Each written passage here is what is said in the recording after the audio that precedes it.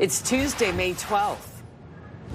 I don't feel that it is warranted or fair of an insurance company to ask me to go against my doctor's wishes. An Ottawa man is fighting his insurance company to get coverage for a drug, but the company wants him to switch to a cheaper version that could put his kidney transplant at risk. Charge fans will have to wait another day to find out who their team will face in the Walter Cup final after last night's Game 5 between the Victoire and Frost was postponed.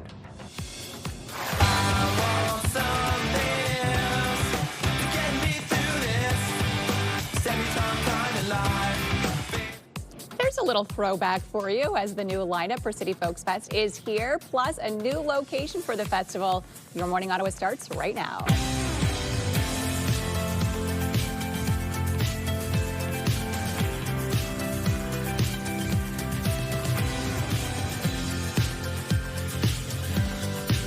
Good morning. Come on in. I'm Rosie Edda. Happy Tuesday, everybody. I'm Will Yellow. And I'm Melissa Lamb, and all smiles this morning. City Folk Fest, we're so excited.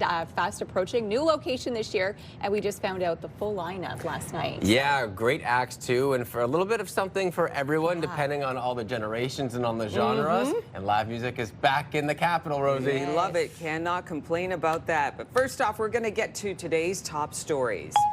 A kidney transplant recipient is speaking out as his insurance company refuses to pay for a brand name drug he's been taking for years. That's because a generic version of the drug is available, but his doctor insists switching is too risky. Shad Zekri has been on Avigraf, the brand name of the drug tacrolimus, since his transplant a few years ago. His doctor says there is a risk of organ rejection with a generic version, but his claim for continued coverage of the brand name has been denied twice. I don't feel that it is warranted or fair of an insurance company to ask me to go against my doctor's wishes and to also say, if you insist on doing your doctor's wishes, we won't cover it. In a statement, Canada Life says the government's Public Service Healthcare Plan Authority determines what is covered under its plan, and it just administers it. The Treasury Board says reimbursement is limited to 80% of the cost of the generic equivalent, and that it is Canada Life's medical experts who determine eligibility for reimbursement of the brand name drug. Zekri says he is planning on appealing to the Public Service Healthcare Plan Administration Authority. Ottawa Charge fans will have to wait another day to find out who they will face in the Walter Cup final. Last night's scheduled Game 5 was postponed. The league says that there were concerns about illness and player safety. The PWHL did not provide information on the specific illnesses, but says symptoms are not consistent with Hantavirus. Game 5 between the Frost and the Montreal Victoire will now take place tonight. The Charge are set to host Game 3 of the championship series on Monday, May 18th at the CTC, and Game 4, if necessary, will be on Wednesday, May 20th. And this is what we talked about at the beginning of the show. The lineup for this year's City Folk is here, and the festival is moving to a brand new venue.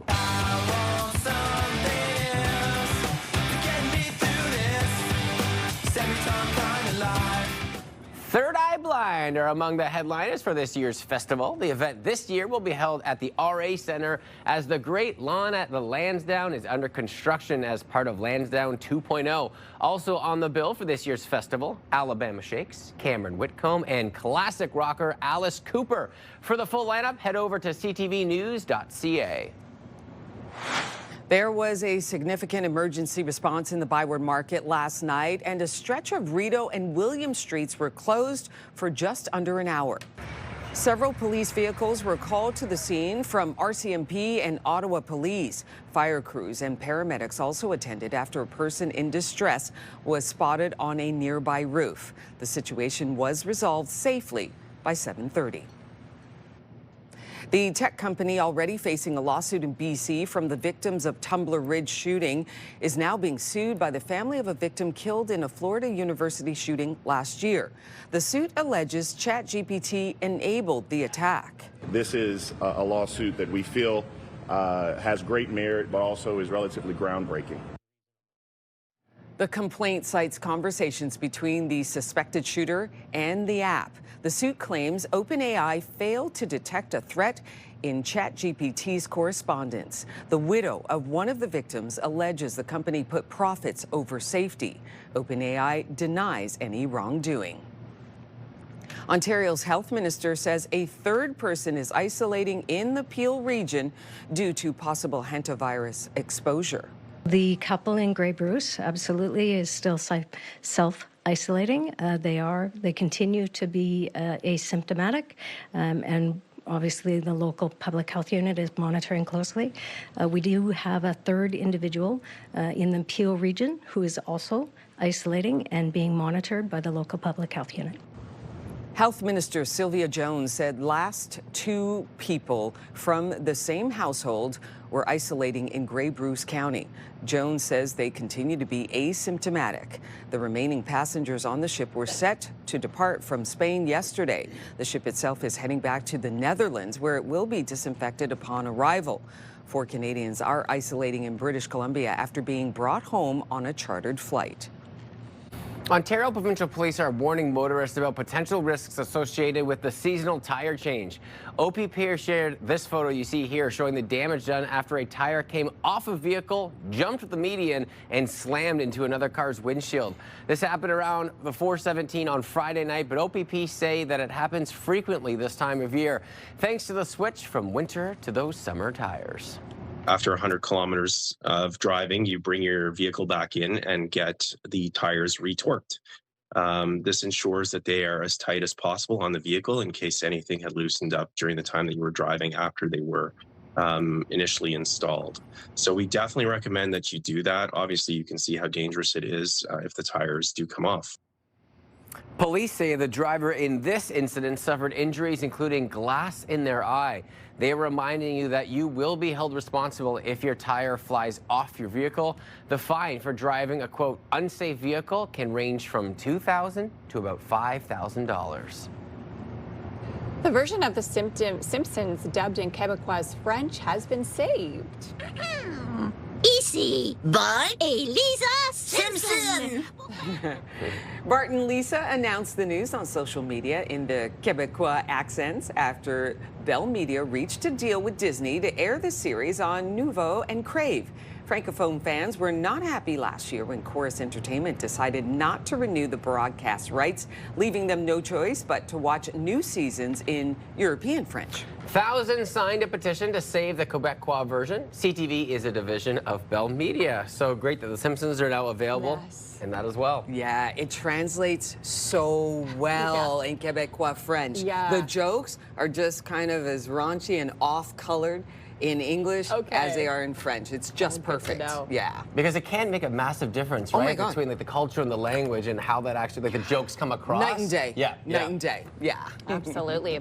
Well, our forecast today, it's going to be meh the rest of the week. Yeah, But the long weekend is looking fantastic. Saving it for the that. time we need it. Exactly. All smiles because our long weekend is going to be warm and it will be nice and sunny, which is great news. Today's high is 14, so we're still dealing with these temperatures a little bit below seasonal, and we actually do have a frost advisory. We could see some patchy frost out there this morning. This is, of course, was issued yesterday into our overnight and early this morning, so we still have this advisory in effect, and it does extend for Ottawa, Smiths Falls, and areas along Cornwall as well. Currently, temperature is a little bit cool still. We're sitting at 1 degree here this morning. Cold in the valley, sitting at -3 this hour. So still some chilly temperatures throughout the morning as we saw yesterday. We do warm up pretty quickly in the morning, so fingers crossed it will do the same again today and warm up fairly quickly because it is quite cold out there. The good news is nice and sunny this morning. We will continue to see that sunshine into the afternoon. So lots of sunshine for you on the Tuesday. Temperature still a little bit below seasonal, but overnight tonight there is a chance that we could see these spotty showers in the forecast. This is overnight. Most of the rain tomorrow. We're expecting wet weather. Most of the rain happening afternoon hour tomorrow. Heavy at times as well, and we could see quite a bit of rain. You see it won't clear up until about Thursday morning, late in the morning. So we are expecting it to be a bit soggy Wednesday in through early morning hours on Thursday, and we could see about 15 millimeters on the way. So anywhere from 10 to 15 millimeters of rain tomorrow. enjoy the sunshine today. Even though it's cool, at least it'll be nice and sunny and dry. So grab the baseball cap, keep the umbrella at home for this afternoon, but tomorrow we'll have to switch things up and pull back the umbrella. 14 degrees is the high, so normal this time of the year is around 18, so we will be a little bit below that. 14 as well in Kemptville, 12 for Kingston, 14 in Trenton, 14 as well out in the valley for today. So similar temperatures to yesterday. We're in those low to mid-teens this morning into your afternoon, so temperatures a little bit cooler, but still not so bad when that sun is shining. Overnight tonight, slightly warmer, 4 degrees is the overnight low, 11 for tomorrow, so cooler temperatures Wednesday and through Thursday. And again, we're expecting rain on the way into your overnight. We could see some spotty showers, but most of that rain starting around noon hour tomorrow, up to 15 millimeters. More scattered showers as we head into Thursday, a high of 14. Then finally, we will see a nice long stretch of warmer temperatures with temps into the 20s, 20 degrees on Friday. Chance of those scattered showers. And Sunday and Monday looking fantastic. We'll be in the low 20s with lots of sunshine. Weather is brought to you by Manatic Tree. Complete tree care from start to stump. Traffic is flowing well this morning. No collisions or delays to report. Now let's check out your TSN must-see moment. Hello there, Kara Wagland inside the Sports Center newsroom with your must-see moment from Monday. And for it, we head to England. Millwall taking on Hull City. Canadian Liam Miller with the throw-in. I'm going to warn you, this is tough. Maybe the worst throw-in attempt we've ever seen. Yep, tries to send it into the penalty area. And, yeah, just slipped out of his hands, I guess. He's called for a foul throw. And get your must-see moment from Monday. Coming up tonight on TSN, we got the NBA playoffs, Game 5 between the T-Wolves and Spurs. Coverage for that one gets underway at 8 p.m. Eastern. That's all for now from SportsCenter. Have a great day.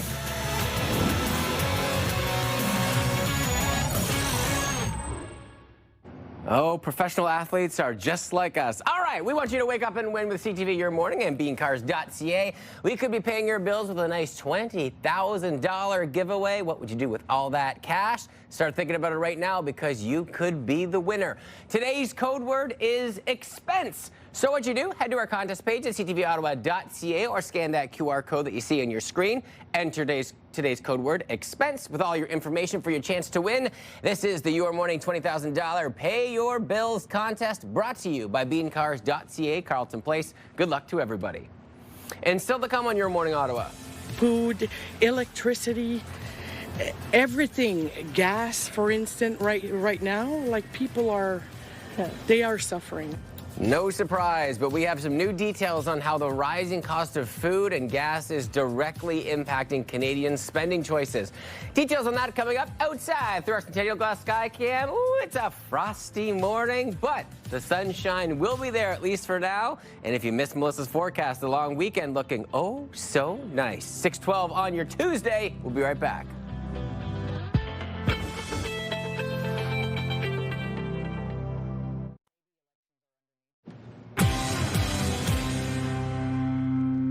.15, welcome back. Here are the big stories we are following today on Your Morning Ottawa. An Ottawa man is fighting his insurance company to continue coverage of a name brand drug he is taking post-kidney transplant. His doctor insists switching to a generic could put his organs at risk. Health Minister Sylvia Jones says a third Ontarian is isolating in Peel region after potential exposure to Hantavirus. And Ottawa Charge fans will have to wait another day to find out who the team will face in the Walter Cup final after last night's Game 5 was postponed to tonight. And now, a check on your forecast.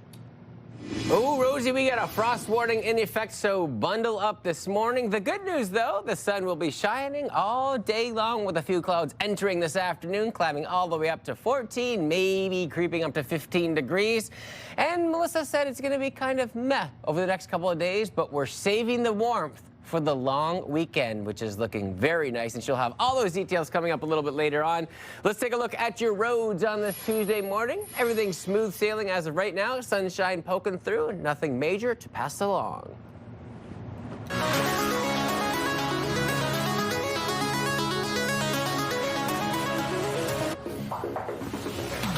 Many Canadians feel rising everyday costs are putting direct pressure on their finances. That's according to a new recent survey painting a clear picture of a country under financial strain. CTV's Leah LaRocque reports. Dennis Granier can't believe how expensive life is these days.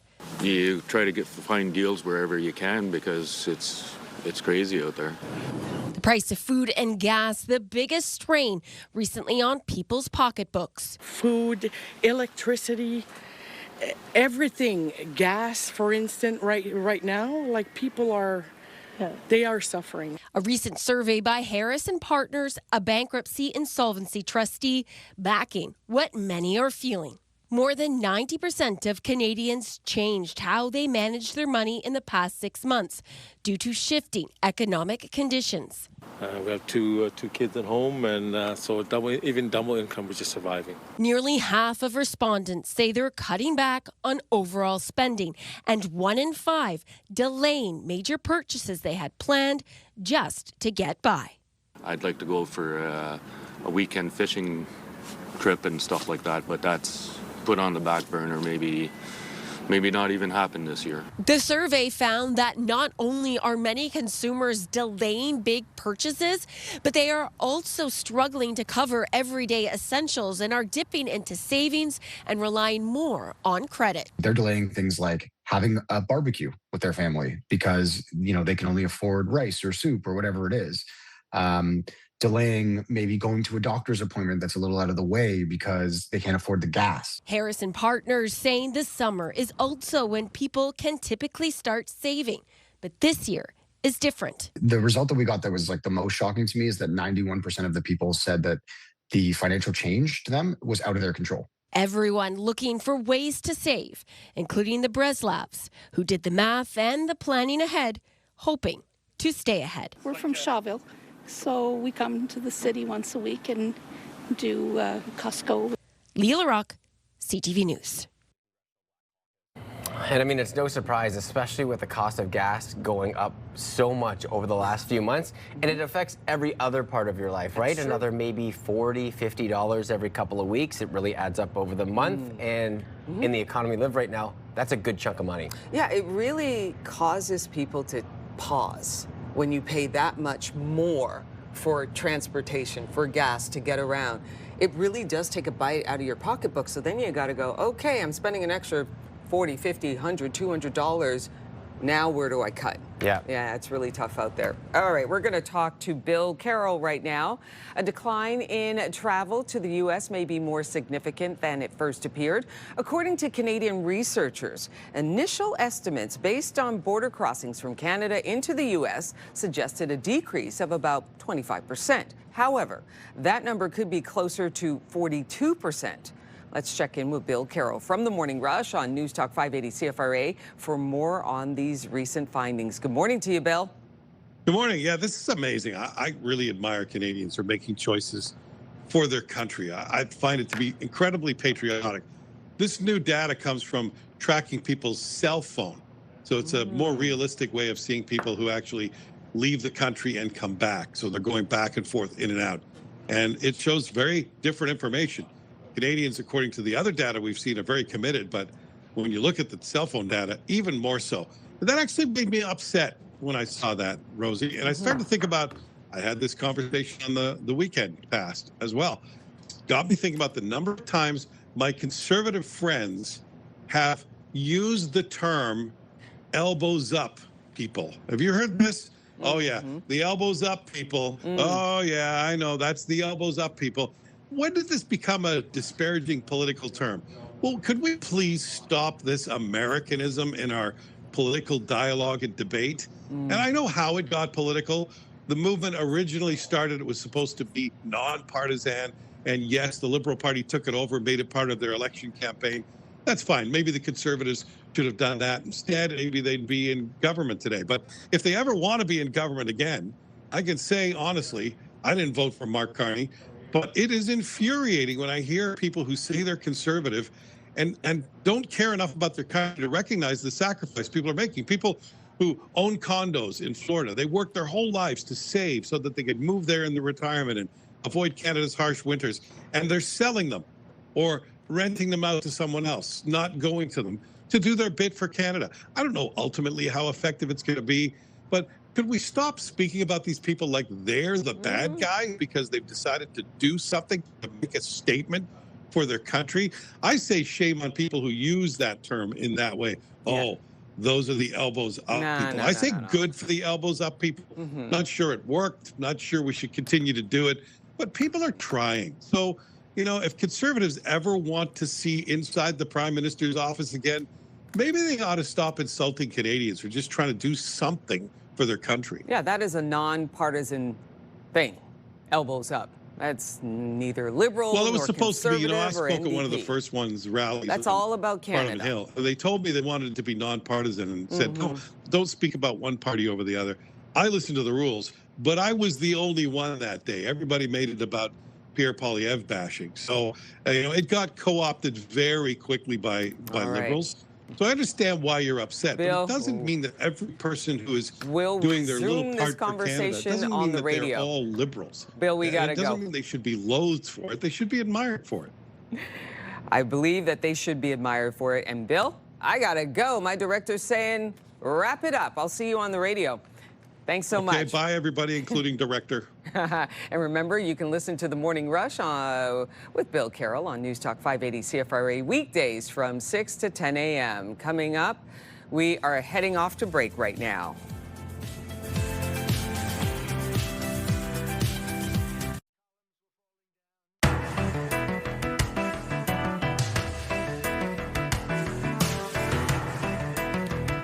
Welcome back, everybody. 5 minutes to 6:30 today on Your Morning Ottawa. We are asking for your comments on napping.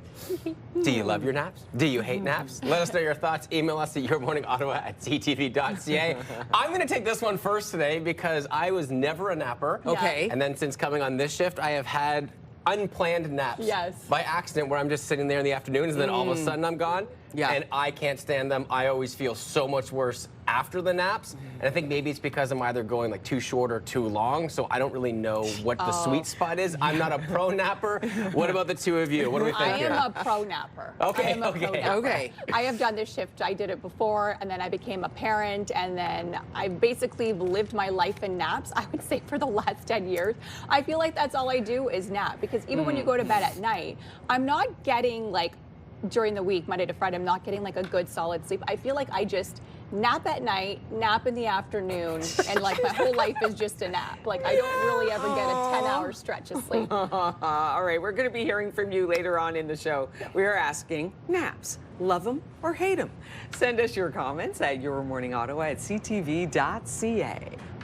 And coming up on Your Morning Ottawa, when we are talking about naps with Andrew Holm from Sleep Efficiency, when should you nap and for how long, and what are the different kinds of naps? We're going to learn all about the naps today, so stay tuned for so much more.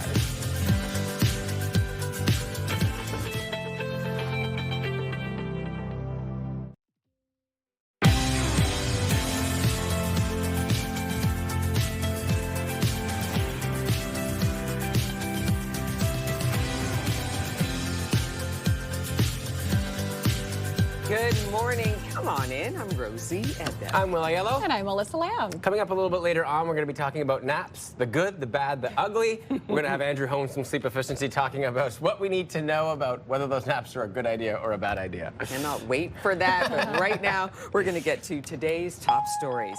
A kidney transplant recipient is speaking out as his insurance company refuses to pay for a brand name drug he's been taking for years. That's because a generic version of the drug is available, but his doctor insists switching is too risky. Shad Zekri has been on Avigraf, the brand name of the drug tacrolimus, since his transplant a few years ago. His doctor says there is a risk of organ rejection with a generic version, but his claim for continued coverage of the brand name has been denied twice. I don't feel that it is warranted or fair of an insurance company to ask me to go against my doctor's wishes, and to also say, if you insist on doing your doctor's wishes, we won't cover it.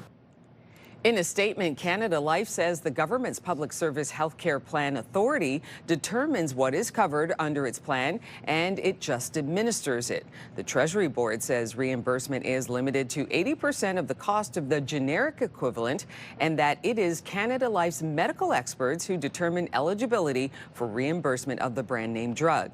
Zachary says he is planning on appealing to the Public Service Healthcare Plan Administration Authority.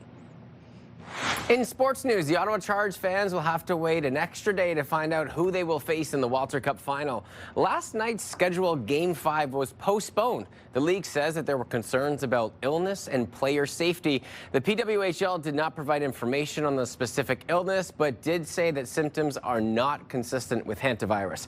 Game 5 between Minnesota and Montreal will take place tonight. The Charge are set to host Game 3 of the championship series on Monday, May 18th at the Canadian Tire Center, and Game 4, if necessary, on Wednesday, May 20th. The lineup for this year's City Folk is here, and the festival is moving to a brand new space.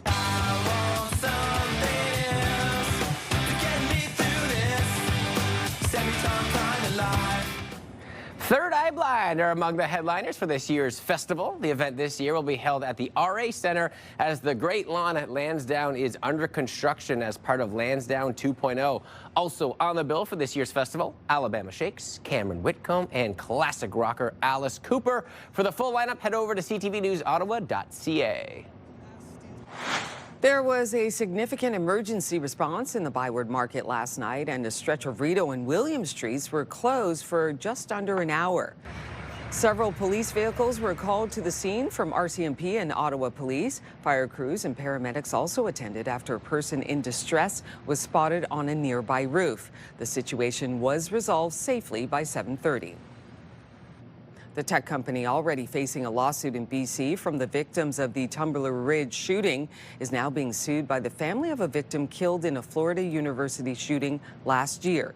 The suit alleges ChatGPT enabled the attack. This is a lawsuit that we feel has great merit, but also is relatively groundbreaking. The complaint cites conversations between the suspected shooter and the app. The suit claims OpenAI failed to detect a threat in ChatGPT's correspondence. The widow of one of the victims alleges the company put profits over safety.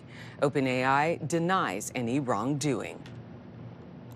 Ontario's health minister says a third person is isolating in the Peel region due to possible hantavirus exposure. The couple in Grey Bruce absolutely is still self-isolating. They continue to be asymptomatic, and obviously the local public health unit is monitoring closely. We do have a third individual in the Peel region who is also isolating and being monitored by the local public health unit. Health Minister Sylvia Jones said last week 2 people from the same household were isolating in Grey Bruce County. Jones says they continue to be asymptomatic. The remaining passengers on the ship were set to depart from Spain yesterday. The ship itself is heading back to the Netherlands, where it will be disinfected upon arrival. 4 Canadians are isolating in British Columbia after being brought home on a chartered flight. Ontario Provincial Police are warning motorists about potential risks associated with the seasonal tire change. OPP shared this photo you see here showing the damage done after a tire came off a vehicle, jumped the median, and then slammed into another car's windshield. This happened on the 417 Friday night, but OPP say that it happens frequently this time of year thanks to the switch from winter to summer tires. After 100 kilometers of driving, you bring your vehicle back in and get the tires retorqued. This ensures that they are as tight as possible on the vehicle in case anything had loosened up during the time that you were driving after they were initially installed. So we definitely recommend that you do that. Obviously, you can see how dangerous it is if the tires do come off. Police say the driver in this incident suffered injuries, including glass in the eye. They are reminding you that you will be held responsible if your tires fly off your vehicle. The fine for driving a, quote, unsafe vehicle can range from $2,000 to $5,000. Gatineau residents will no longer have to come to Ottawa to shop at IKEA. An IKEA plan and order point is now open at Les Promenades Gatineau. It's not a full store, but there is a selection of IKEA products at the location. Shoppers can also pick up online orders and access design services. This is huge because IKEA and, you know, all that draw that people probably go from Gatineau towards the Ottawa IKEA is probably large, but again, not a full store, just a little IKEA to tease them with. And do they have the IKEA meatballs? I'm just thinking the same thing. Are there any food available from the IKEA standpoint? And I noticed on the doors they have the arrows. I wonder if they have the arrows on the floor, because you know when you go through the full IKEA store, follow the arrows. You follow the arrows, and of course, inevitably, there are people who don't and walk the other way, and then it's like, ugh. Yeah, a little bit of a traffic jam in the IKEA. Absolutely, and it always leads you to the restaurant. But always, it's weird how that works, right? Always down to the meatballs. Our forecast this morning, it is a little cool out there to start off your day, unfortunately. The good news is, it's looking beautiful heading into the weekend. Right now, we do have a frost advisory in effect, so you can see it's for Ottawa, Cornwall, Hawkesbury, Smiths Falls, Brockville. There is this frost advisory. We could see patchy frost in some areas this morning, so just keep that in mind. Our forecast this morning, it will be cool and sunny, more sunshine into the afternoon, and then the weekend is looking fantastic. Warm, sunny, and temps above seasonal. Sitting at 1 here in the city right now, getting to see that sunshine. Colder in the valley, sitting at -3 this hour. So a chilly start to your day. You could see cold across the region. Temperatures should be sitting at around 8 degrees overnight. So we should be much warmer throughout these early morning hours. Unfortunately, we're just seeing this stretch of unfortunate below seasonal temperatures over the next couple of days. At least it will be nice and sunny today. We don't have to worry about any precipitation. There is no rain in sight for us this afternoon.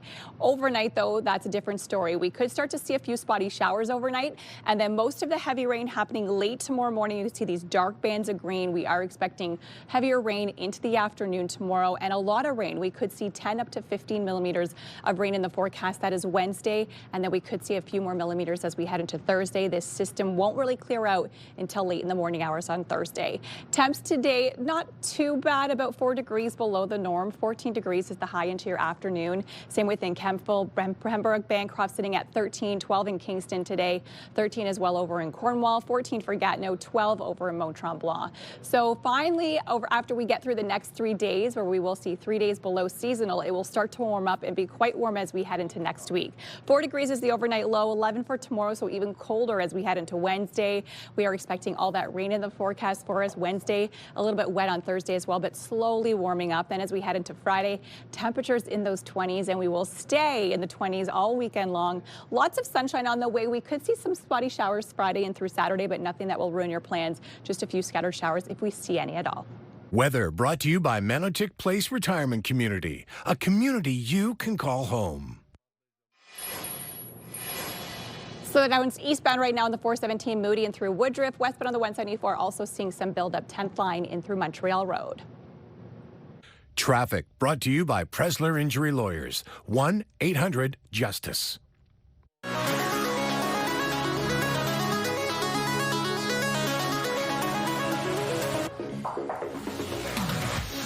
There's an effort underway by Centertown merchants to bring more business into the city's core. The incentive starts with a free sandwich, but the plan this summer is about rebuilding reputation. Here's CTV's Camille Wilson. Can I get a new vegetable? For Percival Pink, this is home. Centertown is definitely a very vibrant community, especially with the queer history that it does have. Pink lives and works in Centertown and knows it well. It definitely does have its rougher spots, as you'd see with like in any major city, for sure. Bank Street in particular has seen several businesses close with vacant storefronts. Now the Centertown Business Improvement Area is launching a monthly food promotional campaign focused on local shops. We get overrun by all of the chain restaurants, which people go to on a daily basis, but we have so many mom and pop shops, so many shops that we want people to be more aware of, and a lot to offer in Centertown. Kicking it off, Sabito Sandwich for their meatball sub. I thought it was a really good opportunity to show the community some of the food we offer, bring some people into the area as well. To be able to really support local businesses, have a bit of flavor. This is the Italian flavor that I crave every once in a while. With the keywords Bites of Centertown upon arrival, a free sub is yours. And this promotion to help encourage people to come back to the area to help boost Centertown's image. Sungi Kulamala lives in Centertown and also owns Sungi Fitness in the area. It's a great neighborhood to go through, to walk in with my wife and my daughter. and also to run my business. Last fall, Centertown held a volunteer cleanup, this all in addition to this initiative. Centertown's amazing. It's a very vibrant, we're trying to be the most, we are, I would say, the most arts-focused district in the area. We're trying to bring people down here and be a more lively area. And for Pink, no matter what's said, Centertown will always have a place in heart. I'm really happy to call Ottawa my home, and I love the area. It's really great. In the upcoming months, more free food handing out. Camille Wilson, CTV News. Well, I love the area as well. It is 6:42, 1 degree, gorgeous sunshine out there. Here's a live look through our Skycam. You're watching Your Morning Ottawa. We'll be right back.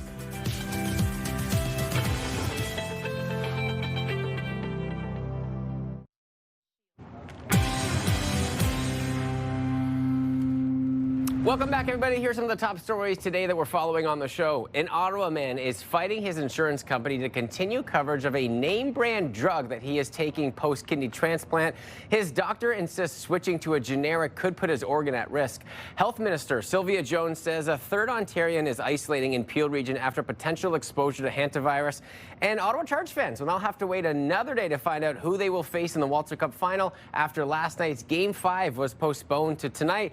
Melissa, the next couple of days, not the best, but it gets better. No, we do have a 3-day stretch of temperatures that will be unfortunately below seasonal, but once we get to Friday, we will see temps in the 20s, which will continue into the weekend. So we just have to get through the next couple of days. 14 is the high for today. Not so bad when you see what's in store for us the rest of the work week. Sunshine on the way for us today. 4 is the overnight low. It's looking wet Wednesday and through Thursday. We're expecting about 10 to 15 millimeters of rain Wednesday. That will continue into Thursday, and you can see much cooler temperatures tomorrow, slightly warmer as we head into Thursday.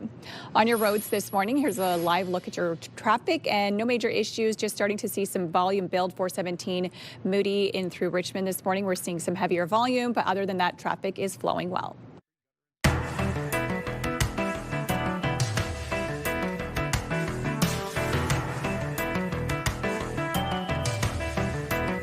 Today on Your Morning Ottawa, we ask for your comments on napping. Do you love or hate naps? Here is what you had to say. All right, Richard says, I hate naps when someone wakes me up. As a new napper, Richard, I feel like an old man saying this, but me too. Yeah, when you're in that good nap and then someone just disrupts you and you're like, no. Yeah. The worst. Joanne says, since retiring, both of us love our naps. Even at our trailer, our neighbors know that when our blinds are closed, it means siesta, do not disturb. So refreshing and relaxing. I love that. Aww. Chloe says, I love naps, and after them, I feel less tired and refreshed. So yeah, I like naps. Okay then. I like this. We're getting onto a good flow here. Yes. Susan says, I often get only 4 to 5 hours of sleep per night, hoping to help prevent Alzheimer's. I feel that naps give my brain more time to clean up, consolidate, and rest. I used to feel guilty about napping. Now I realize that napping can be very healthy. And a great kind of, again, another pinpoint there, right? Thinking about the future of making sure I get enough rest. Absolutely. Cleaning your brain. Lee says, I come from a long line of nappers. I nap for half an hour on the weekday afternoons after work with my dogs and an hour or two on Saturdays. Lee, are we from the same family? I also come from a family of nappers. A long line of nappers? I love that. I don't get a weekend nap anymore because my kids don't nap anymore, but man, I do love a good nap. 30-minute naps. That's just so juicy. Sweet. A nice timeline, not too much. Yeah. I don't know if I'd be disciplined enough to do just 30 minutes. I'd like wake up and go, no, I need more. And you're the same, right? You know? If we're down, we're down. Oh my gosh, yeah. All right, we're going to keep the conversation going. We're asking, do you love or hate naps? Send us your comments at yourmorningottawa@ctv.ca. And coming up next on Your Morning Ottawa, a first look at a new mini-series inspired by a classic thriller film. We'll bring you that story coming up a little bit later on, 6:49 on your Tuesday. We'll be right back.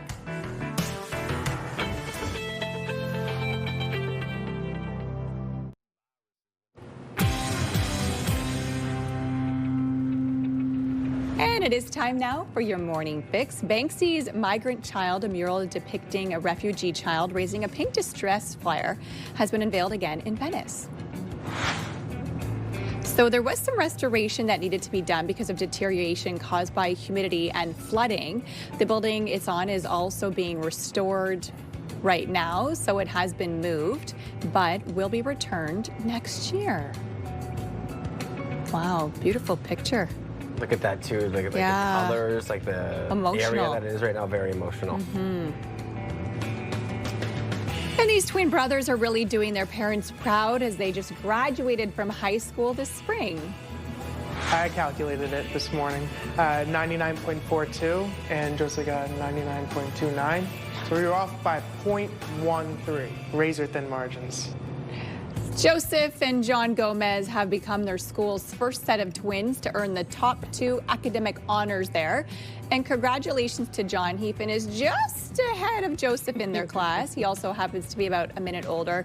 Razor thin margins then too. Wow. Oh, a minute older, 0.1 higher. Right? Never gonna let him forget that.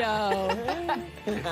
It's amazing though, because you see like 2 academics, like twins, do something like this, and then you think about it from the athletic world, where you have like 2 twins or 2 brothers playing on the same team in the hockey world and the Olympics world, and it's amazing when they can accomplish such heights. Yeah. Being brothers or twins. They have each other. Yeah. Right? Can you imagine studying with somebody just as smart as you are? Right. It's like, okay, let's do this. I mean, you've got a built-in success. Yeah. And some good genetics in there as well. Some are mixed in. Yeah.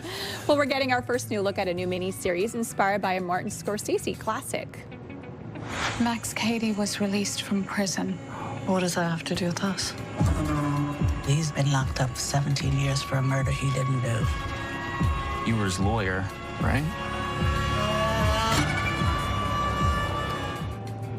Cape Fear will run this summer with 10 episodes. It stars Javier Bardem as an unreformed ex-convict trying to get revenge on the lawyers who once represented him. They're played by Amy Adams and Patrick Wilson. Cape Fear starts streaming on June 5th.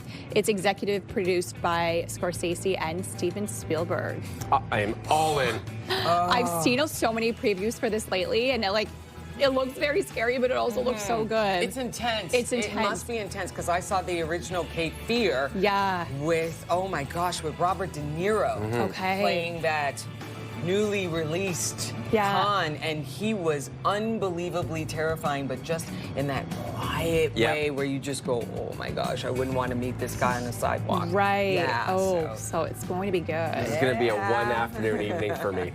Oh yeah, you're going to have one episodes, weekend. right down the hole. Just right down the absorb rabbit hole we go. No naps. No naps. No naps. Coming up in the next hour, we take a look at this year's City Folk lineup as the festival gets ready to move to a brand new location. Plus, we talk about the benefits and drawbacks of different types of naps. And prom can be a stressful time of year for some kids and parents. We speak with a local psychotherapist about dealing with prom pressure. All that more coming up. Here's a live look through our Centennial Glass Sky Cam. 6:56, sunny, 1 degree. You're watching Your Morning Ottawa. We'll be right back.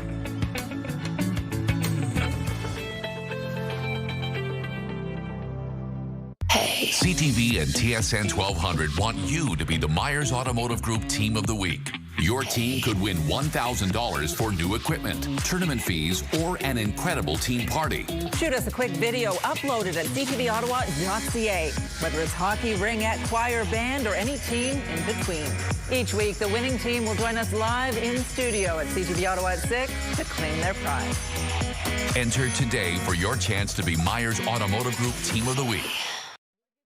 Ottawa is always on the move. We're a big city with a laid-back vibe. Where foodies love their sweets. And markets bursting with flavor. Wrapped up in waterways. And hot summer days. This is a city where culture is on display. And the future meets the past. Where people come together. Always proud. Often loud. Whee! And positively the best place to live. We move with you, Ottawa!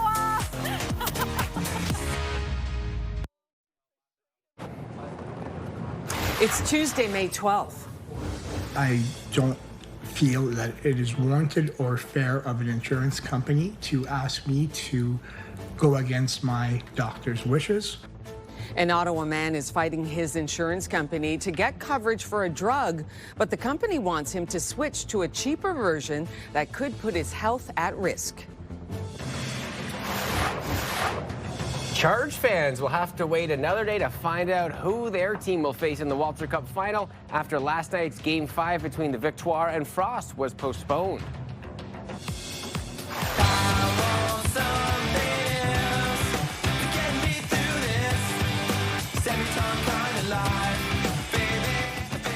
And the lineup for this year's City Folk Fest is here. Plus, we have a new location for the festival. Your Morning Ottawa continues right now.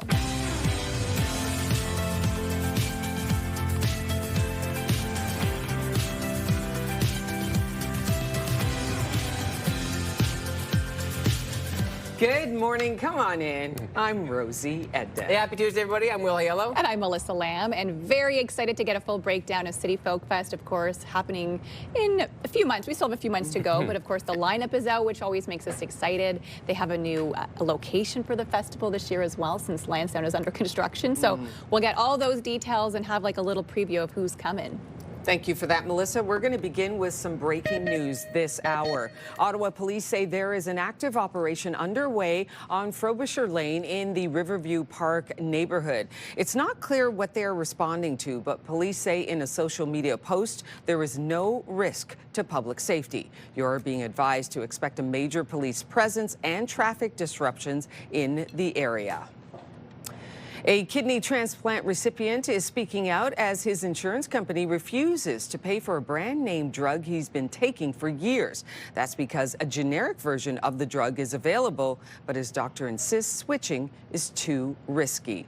Shad Zekri has been on Avigraph, the brand name of the drug tacrolimus, since his transplant a few years ago. His doctor says there is a risk of organ rejection with a generic version, but his claim for continued coverage of the brand name has been denied twice. I don't feel that it is warranted or fair of an insurance company to ask me to go against my doctor's wishes and to also say, if you insist on doing your doctor's wishes, we won't cover it. In a statement, Canada Life says the government's Public Service Healthcare Plan Authority determines what is covered under its plan, and it just administers it. The Treasury Board says reimbursement is limited to 80% of the cost of the generic equivalent, and that it is Canada Life's medical experts who determine eligibility for reimbursement of the brand name drug. Zekri says he is planning on appealing to the Public Service Healthcare Plan Administration Authority. In sports news, the Ottawa Charge fans will have to wait an extra day to find out who they will face in the Walter Cup final. Last night's scheduled Game 5 was postponed. The league says that there were concerns about illness and player safety, although the PWHL did not provide information on the specific illness, but did say symptoms are not consistent with Hantavirus. Game 5 between the Minnesota Frost and Montreal Victoire will now take place this evening. The Charge are set to host Game 3 of the championship series on Monday, May 18th at the CTC. And if Game 4 is necessary, that will be on Wednesday, May 20th. The lineup for this year's City Folk is here, and the festival is moving to a brand new venue.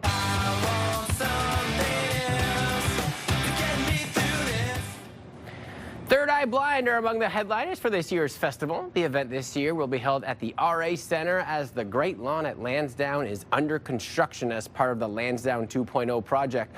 Also on the bill for this year's festival, we got Alabama Shakes, Cameron Whitcomb, and classic rocker Alice Cooper.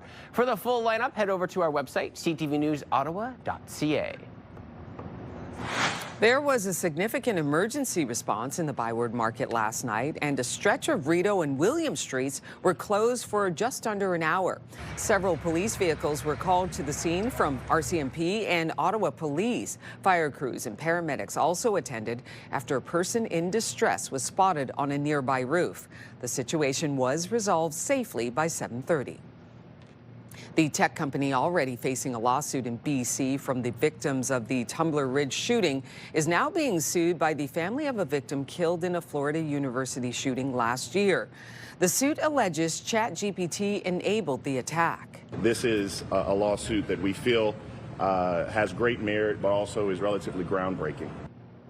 The complaint cites conversations between the suspected shooter and the app. The suit claims OpenAI failed to detect a threat in ChatGPT's correspondence. The widow of one of the victims alleges the company put profits over safety. OpenAI denies any wrongdoing. Ontario Provincial Police are warning motorists about the potential risks associated with the seasonal tire change. OPP shared this photo you see here showing the damage done after a tire came off a vehicle, jumped the median, and then slammed into another car's windshield.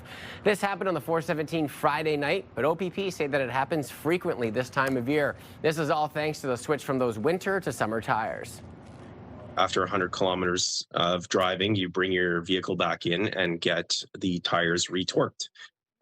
This ensures that they are as tight as possible on the vehicle in case anything had loosened up during the time that you were driving after they were initially installed. So we definitely recommend that you do that. Obviously, you can see how dangerous it is if the tires do come off. Police say the driver in this incident suffered injuries, including glass in their eye. They are reminding you that you will be held responsible if your tires fly off your vehicle. The fine for driving a, quote, unsafe vehicle can range from $2,000 to $5,000. From jewelry to private letters, Marilyn Monroe's hidden world is heading to auction. People knowing that you can actually buy something that did, touch her skin or was written by her hand. I mean, it's not just something that's once removed as merchandise. This is something that's very intimate and personal. The memorabilia offers a rare glimpse into her private life. Items up for sale include clothing, jewelry, handwritten notes, paintings, and poetry. Heritage Auctions is hosting the sale, which happens June 1st, which coincides with what would have been the star's 100th birthday. Okay. And I'm sure that they can have, a great theme to tie into that, right? Which will probably draw even more attention towards the antiques. Look at those beautiful pieces as well. Incredible. And we do have your weather picture of the day today. This was sent to us from Alfred. It's a magnolia tree blossoms over in Nepean. Weather picture brought to you by Box Me Up. Moving, staging, renovating, just box me up. And of course, we love seeing your weather pictures, and you could be featured right here on the show. All you have to do is email them to us, weathershots@ctv.ca. Again, that email address, weathershots@ctv.ca. Another cool day in the forecast for us. We will be below seasonal this morning into your afternoon, and the sun will set later today at 8:22 p.m. Currently, right now, there is still a frost advisory in effect. We're sitting at 4 degrees here in the city, so we have warmed up a little bit. Earlier, we were sitting at 1 degree, so it has warmed up slightly. 0 now in the valley. Earlier, they were at -3. You can see warming up across the region. 7 currently in Montreal, 5 over in Cornwall. So nice and sunny, clear skies this morning into your afternoon. Hardly any clouds in sight for us today, so we will see a beautiful sunny day in the forecast for us on this Tuesday. Enjoy it. The next few days after are looking quite wet. Starting overnight was when we could see a few spotty showers. Into your day tomorrow, we're expecting rain. Around noon hour, that's when it could be at its heaviest. You could see these darker green bands, heavy rain and significant accumulation on the way. We could see anywhere from 10 up to 15 millimeters of rain in the forecast for us tomorrow, with a few millimeters left on Thursday as the system does kind of linger in through the day on Thursday, especially in those late morning hours. We're still expecting some rain in the forecast for us. Today, not overly bad. At least it will be nice and sunny and dry. 14 is the high for today. Still below seasonal. We should be hovering around 18 degrees. So we will be below seasonal over the next couple of days. 14 across the region pretty much, with the exceptions of Kingston sitting at 12 degrees, 13 for Bancroft, Brockville, as well as out along the Seaway today. 12 is the high over in Mont Tremblant, 14 as well in Kitigan Zibi. So over the next few days, we will see 3 days below seasonal temperatures before it finally warms up Friday and through the long weekend. 4 is the overnight low for tonight, cooler for tomorrow. 11 is the daytime high. Again, all that rain on the way. It could start raining overnight and early tomorrow morning, heavier into the afternoon, 10 to 15 millimeters. 14 for Thursday, still dealing with some scattered showers for Thursday, then finally clearing up on Friday. Still a chance of some scattered showers Friday and through Saturday, but not as much rain as we're expecting over the next few days, and temperatures into the 20s, and we'll stay there in through the long weekend. Sunday, Monday looking beautiful, highs of 21 with lots of sunshine. 7-day weather forecast brought to you by Davidson Hearing Aid Centers, celebrating over 80 years in family business. So we do have a collision eastbound on the 417 near Canada Avenue. Slowdowns as well eastbound on the 417. Moody in through Woodruff. Congestion westbound on the Queensway between Maitland and Greenbank, and westbound on the 174. Build up between 10th Line Road and Montreal Road. For those traveling out of town, all lanes on the 401 eastbound are closed between Iroquois and Morrisburg due to a collision this morning. And coming up on your Morning Ottawa, City Folk is back, and we get a brand new look at the preview of what you'll find in store as we head to City Folk Fest in September. We'll have that conversation and more just ahead. Our guest is standing by in the Your Morning Ottawa Lazy Boy Lounge.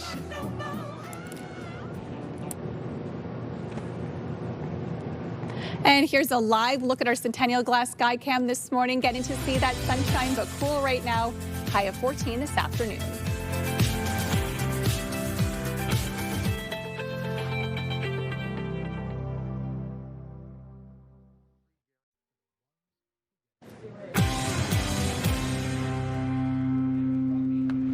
It's 7:14, 4 degrees outside. Here are the big stories happening today on Your Morning Ottawa. An Ottawa man is fighting his insurance company to continue coverage of a name brand drug he is taking post-kidney transplant. His doctor insists switching to a generic could put his organ at risk. Health Minister Sylvia Jones says a third Ontarian is isolating in Peel region after potential exposure to Hantavirus. And Ottawa Charge fans will have to wait another day to find out who the team will face in the Walter Cup final after last night's Game 5 was postponed to tonight.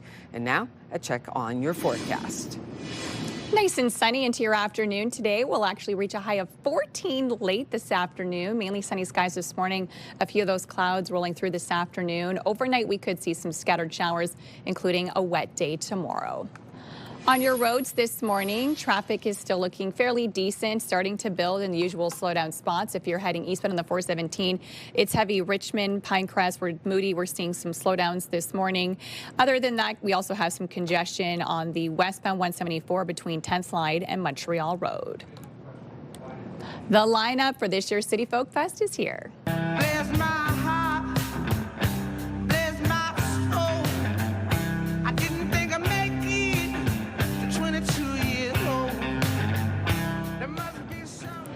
The Alabama Shakes, Cameron Whitcomb, and Angus and Julia Stone are among the big names who will perform at the festival's brand new location, the RA Centre, in September. And joining me this morning, we have Joe Riley, the festival spokesperson. Such an exciting time. It's always exciting. It's, you know, it's also big because we're moving, so lots to talk about. Okay, so tell us about the new location. Well, we've had a great run. I mean, we've been at Lansdowne since 2015. Wow. And it was like surprising to note that yesterday. But with all the construction there, we've got to go somewhere. And RA Centre has really welcomed us. They've hosted Escapade. And they really want to build a kind of a sense of a festival or outdoor event focal point at RA Centre. So we're really happy to be working with them. Our, our logistics team is working with them day by day right now to get things all set up. And we'll have a site plan and everything soon, but they look like they're going to be amazing partners to work with. Oh, that's wonderful. Such great news to hear. We heard one of your picks, Alabama Shakes. You're excited to see them perform? They are just such an incredible live band. Like, I mean, one of the things that Mark Monahan and Kat and our whole team do is they really make sure that the artists they're bringing in can really bring it live. And Alabama Shakes are an amazing live band. I love that. Okay, up next, your next pick would be Alice Cooper.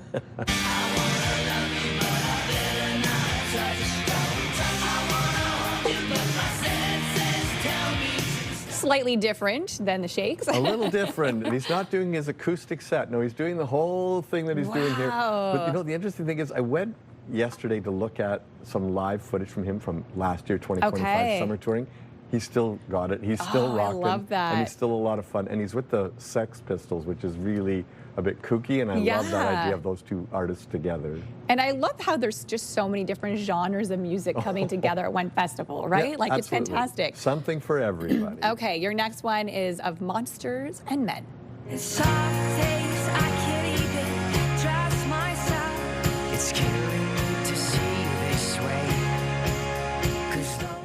I kind of forgotten about them until I heard this song. And then I was like, oh, right. You know, Iceland has fewer people living there than Ottawa, but It's amazing, the music that comes out. I don't know what's about that volcanic rock they all live on. Maybe but they all sit in the lagoon or something. So many amazing artists come out of there, and of Monsters and Men. And I mean, they blew up a few years ago and had a couple of big hits, but they still continue to make great music, and they're amazing live. They're just such a great band from Iceland to check out. I love it. Okay, one that I'm looking forward to, Third Eye Blind.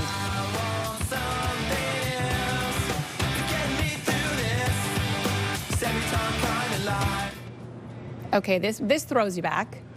Such a hit, right? I mean, that song, I mean, for my kids were growing up in that period, and it was on in the car all the time. Yeah. And that kind of 90s nostalgia is really huge now. So them and Switchfoot on the same bill, the same night, will be an amazing night of music. And I mean, you still hear this song on the radios and on the airwaves all the time, and it's such a great hit. When you make a catchy earworm, it's going to stay in people's heads, and people are going to love hearing it. Okay, and there's also some local acts that will be there as well. Tell us about this band called The New Hires. They are really...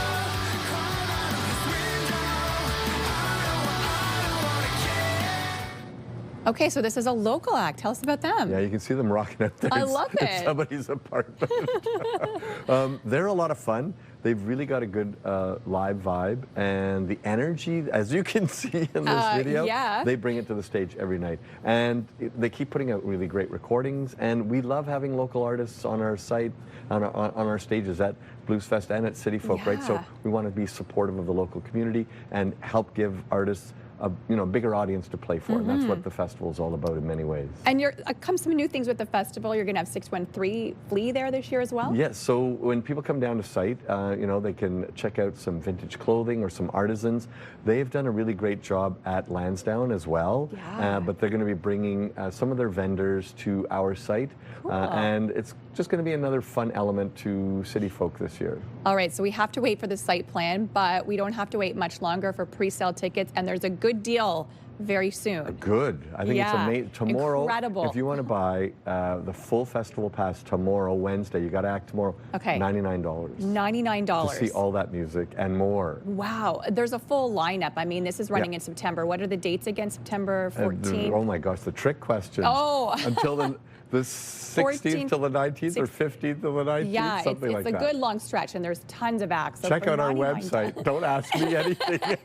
It is early in the morning, and to be honest, it just got all revealed last night. cityfolkfestival.com, and again, that pass only tomorrow for the $99. And that's so much music. And then it goes up on low Thursday. Price. Yeah, absolutely. Wonderful. Well, thank you so much, Joe, for joining us today. I'll make sure I know my dates next time. All good. You're probably in Blues Fest mindset, right? I'm in every mindset right now. Well. Thanks, Melissa. Well, Team Rubicon Canada is marking its 10-year anniversary since the McMurray fires. We got the CEO, Misha Kaplan, joining us this morning. Good morning to you. Good morning, Will. Tell me a little bit about the work that they do there at the organization. We're a veteran-led humanitarian response organization. We deploy military veterans, first responders, and skilled civilians, and we deploy them to disaster zones to undertake humanitarian response work. And you know, it formed following the McMurray fires. Can we talk a little bit about what the need was from that point moving forward up to today? Yeah, I mean, there were a lot of needs that came out of that disaster. What we did specifically was something called heirloom recovery or sifting operations. That's going through the remnants of a home that's burned down and finding anything we can of value to the families. And you know, you look at these disasters and what occurs, it's not just detrimental towards the people that suffer throughout the fires, but also the organization itself, because when you're going through things, there's an emotional toll to that side as well. Can you kind of speak about what that mindset might be like for some? Yeah, I think in our case there's an advantage with deploying military veterans and first responders because they have experience in those kind of settings before. They know how to look out for other people. They know how to look out for themselves. But there absolutely is an emotional toll that comes with it. It's difficult to be, I mean, speaking from firsthand experience, it's difficult to be standing with someone who's lost their home or working with people who are preparing for a flood or some other kind of disaster. At the same time, there's also a positive emotional element that comes out of it. I mean, all of our volunteers are extremely service-driven individuals. I think they get a lot of emotional fulfillment from doing that kind of work.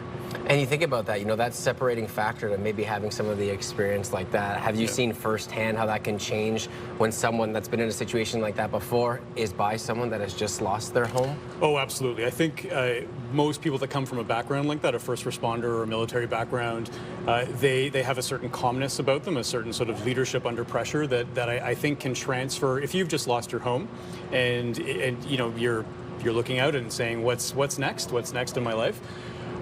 Having someone there with a level of calmness who's just there and says, I just want to help. I'm happy to do whatever I can to help. There is something really powerful in that. And, you know, a big part of your role is to help, you know, those underprivileged communities that might not get as much help. Can you talk a little bit more about that? Sure. These are, for the most part, these are communities that are extremely remote. That's one of the biggest challenges of doing disaster response work in Canada, is responding to a very remote community. We have teams that will fly in hours on a plane, on a bush plane, to get to a community that needs help. Many remote communities don't have a lot of people to help, so there's a lack of volunteers or a lack of people that can actually help.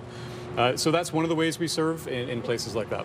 You know, and we talk a lot about what happens when the disaster occurs or these fires are occurring, but a big part of what you're trying to do is prevention. Exactly. So what are you doing in the months and the years leading up to try to prevent as many disasters as possible? From an organizational perspective, we are continuously undertaking projects to remove fire fuel, for example, taking down trees that could pose a hazard. We do work like that all the time, and we're constantly advocating for mitigation and preparation work. Anybody who works in humanitarian response or emergency management will tell you that even a little bit of an ounce of preparation and mitigation will reduce the impact of disasters when they happen. And when you think about these disasters, obviously funding is a huge component part when it comes to recovery, when it comes to your organization as a whole. Where does all that money funnel from, and how does it positively impact the communities, especially around here in Ottawa? It's a whole bunch of different funding streams. The federal government has money towards it. The provinces all give money towards emergency management.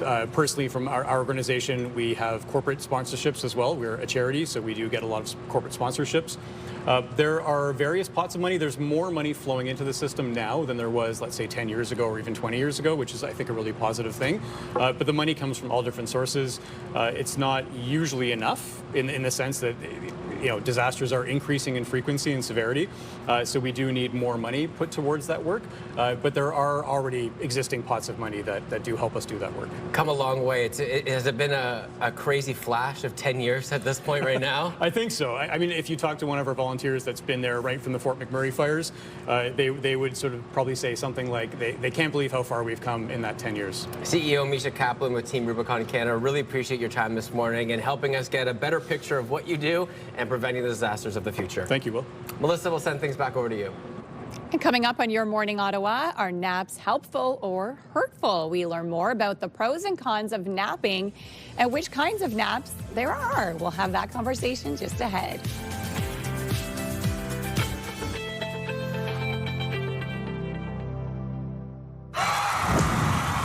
The National Capital Region is jam-packed with incredible experiences you don't want to miss. Hey, it's Tanea Taylor, your iHeartRadio Weekender, powered by Barhaven Ford.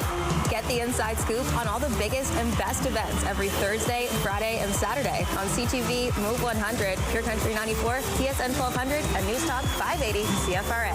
iHeartRadio Weekenders is powered by Barhaven Ford. Find your wild. More Bronco sports, more ways to roam this summer.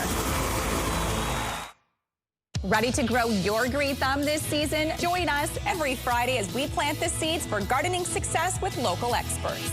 Good to Grow on CTV Your Morning Ottawa, Fridays. Brought to you in part by Robert Plant Greenhouses.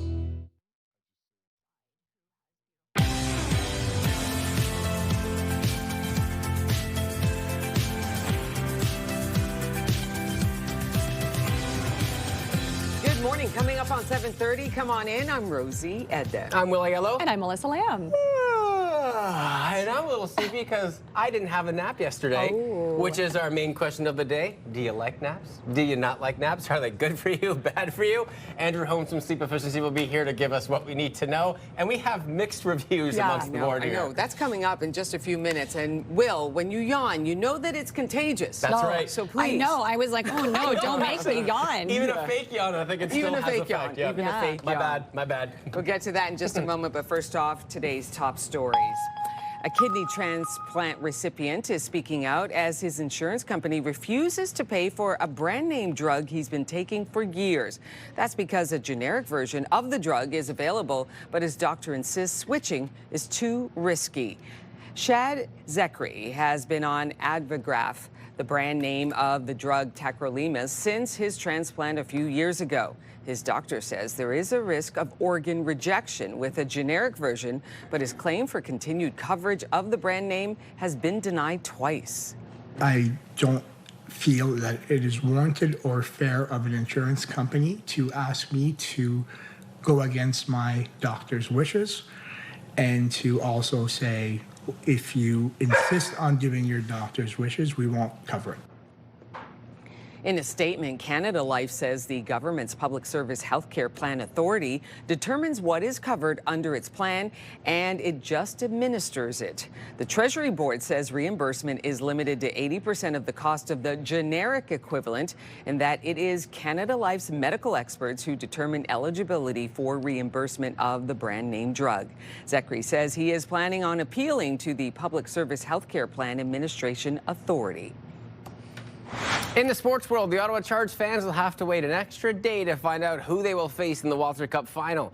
Last night's scheduled Game 5 was postponed. The league says that there were concerns about illness and player safety, although the PWHL did not provide information on the specific illness, but did say symptoms are not consistent with Hantavirus.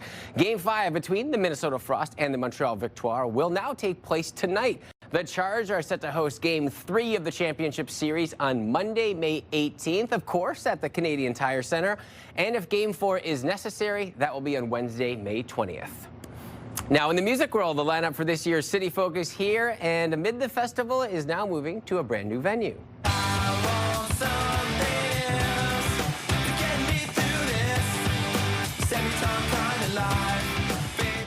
What a track. Third Eye Blind are among the headliners for this year's festival. The event this year will be held at the RA Centre as the Great Lawn at Lansdowne is under construction as part of the Lansdowne 2.0 project.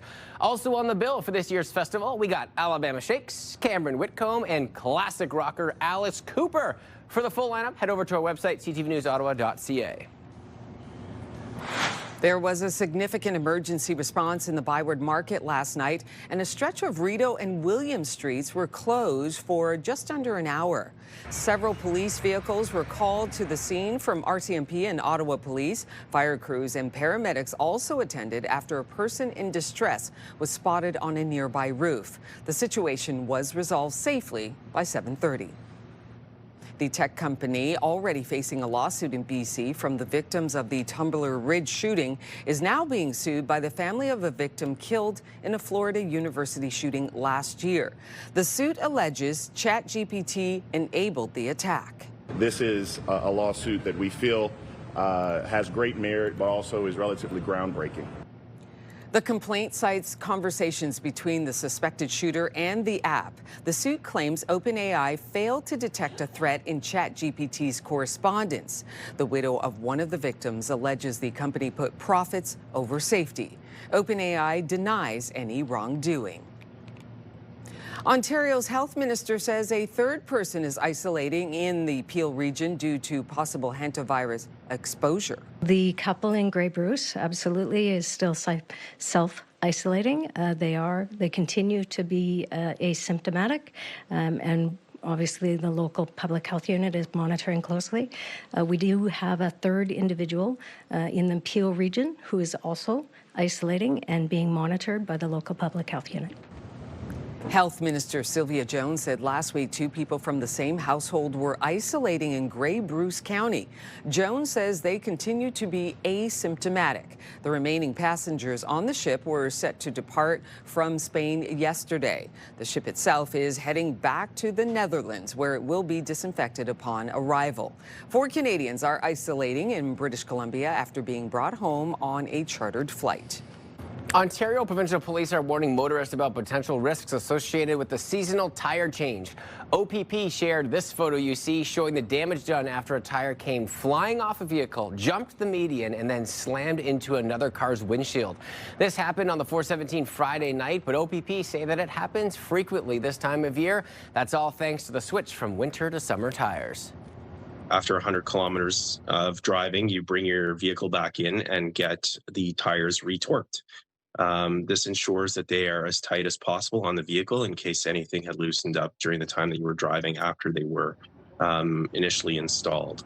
So we definitely recommend that you do that. Obviously, you can see how dangerous it is if the tires do come off. Drivers say the driver in this incident suffered injuries, including glass in their eye. They are reminding you that you will be held responsible if your tires fly off your vehicle. The fine for driving a, quote, unsafe vehicle can range from $2,000 to $5,000. The version of The Simpsons dubbed in Quebecois French has been saved. Ici, Bart et Lisa Simpson. Bart and Lisa announced the news on social media in their Quebecois accents after Bell Media reached a deal with Disney to air the series on Nouveau and Crave. Francophone fans were not happy last year when Chorus Entertainment decided not to renew the broadcast rights, leaving them no choice but to watch new seasons in European French. Yeah, thousands signed a petition to save the Quebecois version. CTV is a division of Bell Media, and I love more so that they did the announcement with the characters. Yes. You know, so that just makes it a lot more fun. So good. Absolutely. Well, something we have to catch up on now, too. The amount at home. The amount of Simpsons episodes, too. I can't remember the last time I watched like a new Simpsons episode. There's so many, yeah. Well, you know, with the forecast over the next couple of days, you may have some time if you don't like to nap in the afternoon. No, I do not. Well, try not to. Try not to nap. Today, not so bad, but tomorrow, definitely a good napping day as we are expecting some wet weather on the way. Still that frost advisory in effect for us here this morning. It's for Ottawa, areas of Cornwall, Hawkesbury, Smiths Falls, Brockville as well, because it is a little bit cool out there. We were sitting at 1 degree earlier this morning. We have warmed up slightly, sitting at 4 degrees now here in the city, 0 still in the valley, 3 in Kingston, Trenton area, 4 over in Brockville. So we should be sitting at around 8 degrees this time of the year, just to go to show you how cool it actually is for us this time of the year. But at least it is nice and sunny. We will get to see that sunshine this morning into the afternoon, overnight tonight, when we could start to see a few scattered showers. So there's a chance of scattered showers after midnight tonight, early tomorrow morning. But most of the heavy rain happening into the afternoon tomorrow, around noon hour. That's when we're expecting heavier rain. And we could see accumulation, about 10 to 15 millimeters of rain. We are expecting Wednesday, with a few more millimeters into Thursday. So it will stay soggy for the next few days, but then the sunshine is back on Friday and we have much warmer weather on the way as well. So still a stretch of temperatures that will be below seasonal over the next few days, including today. A high of only 14. We won't reach that until about 3, 4 o'clock this afternoon. So we will be in the single digits throughout most of the day today. Temperatures reaching 10 degrees by 1 p.m. But at least it will be nice and sunny and a great day just to get outside. Overall, not looking so bad today. It's the sunshine that's going to be nice and beautiful. 14 degrees for us here in the city. Same within the valley, 13 for Bancroft, 14 in Trenton, 12 in Kingston for today, 13 along the Seaway, 14 as well over in the valley and in Gatineau. So over the next couple of days, we will definitely see 3 days of these cooler temperatures below seasonal, but after that, we will see a stretch of temperatures above seasonal into next week. 14 degrees today, 4 is the overnight low, 11 for tomorrow, so much cooler. And yes, the wet weather on the way Wednesday and through Thursday. But once we get through that, we're going to see this stretch of really, really warm weather on the way with temperatures into the 20s Friday right through until next week. On your roads, okay, some trouble spots for you this morning. We do have a collision eastbound on the 417 near Canada Avenue. The left lane is affected by this. Collision westbound on the 174 at Plasterlines as well. And on your highways, we have slowdowns eastbound on the 417 Moody and through Woodruff. Congestion westbound on the Queensway between Saint Laurent and Nicholas, as well as Maitland and Greenbank. Westbound on the 174 build-up between 10th Line and Montreal Road. Riverside Drive is also slowing down significantly as you approach Bank Street due to construction. And for those traveling out of town today, all lanes on the 401 eastbound are closed between Iroquois and Morrisburg due to a collision. Traffic brought to you by Presler Injury Lawyers. 1-800-JUSTICE. So what's your take? I think naps are the most disgusting thing you can do. 100% agree. That's what sleep is for. When you wake up from a nap, you are the most foul you'll ever be, just in general. Everything about it. You're reaching for your phone like, help, you know? What happened? Bad breath. Don't even say the word. Puffy eyes. Ugly, sick, scared. Napping. That's what a nap is. What about other cultures that have napping? Okay, so whether you agree with this hot take or not, napping can have a negative impact on your sleep. But there are different kinds of naps, and they all impact you in different ways. Andrew Holmes joins me now from Sleep Efficiency to tell us more. People have serious opinions on naps. Good morning to you. Good morning. Thanks for having me. It's so great to have you on. Okay, so who when, and where? Talking about naps. They're a great tool to have in your toolbox. Okay. They can avoid a variety of different symptomatic improvements, but there's a couple nuances, right? You want to make sure that the duration is key here. So for the who, the when, and the where, who would be the busy professionals, maybe parents that are kind of running around after their little ones, they're not getting quality sleep at night, some students who are studying for exams, busy social life. The when, early afternoon, maybe 1 to 2 o'clock, nothing past that. Okay. Otherwise, what might be happening is you're going to impact your ability to fall asleep that night. Okay. Where you want to be cool, dark, and quiet. So, if you have the ability to get into bed, of course, or the couch or a recliner, also key. What we should say here as well with regards to the who, the people that should not be napping are the people that have any problems falling asleep at nighttime. So that would be kind of a population. Okay. You remove the nap completely. Any issues falling asleep or staying asleep? No napping. No napping whatsoever. Okay, tell me, what's the power nap? This is kind of the classic, if we will, right? This is the one that most people can kind of get away with just based on the duration. Yeah. This is going to improve memory, focus, it's going to boost energy, it can help reduce stress. And this is kind of the nap that most people would be able to kind of fit into their workday. And again, a great tool to have to be able to just kind of recharge energy stores. If you've got some meetings that are still coming up, it's a longer day, that 10 to 30 minutes. And what I'm going to keep driving home here is the duration. Yes. You don't want to go over 30 minutes unless you can do the full cycle nap, because how many people have actually woken up feeling worse after their nap? If you go after the 30 minutes, you're going to actually create something called sleep inertia, which is a sleep drunkenness, a grogginess. It's like purgatory. You don't want to be there. Oh gosh, it's so painful. 30 minutes max. Yes. Or if we can do what we call let's the full cycle nap, which is where you actually hit all of the different sleep stages. Okay. You get to that deep sleep, which affords the physical restoration. You get to your dream sleep, your REM, rapid eye movement, which affords the cognitive restoration, memory consolidation. It can help with emotional regulation. So 30 minutes or 90 is kind of those two kind of spots that you want to be in. You don't want to be in between there. How do you count how many minutes are applied to the nap? What if it takes you 20 minutes, you're tossing and turning, and then you fall asleep, and then you sleep for 30 minutes? Is that a 50-minute nap? No, so the duration of how long it takes you to actually fall asleep should be considered. Okay. You made a reference to the Simpsons earlier here. If you're like Grandpa Simpson and you can fall asleep within a minute or two, well, that's fantastic. Right. But how long it takes you to fall asleep should be factored in. What we're talking about here is the total sleep time. We call it TST. Okay. So 90 minutes is truly 90 minutes. Don't factor in the time that it takes, because that's not actually sleep. Okay, you got one more board for us here. The Nappuccino. What's that all about? Right.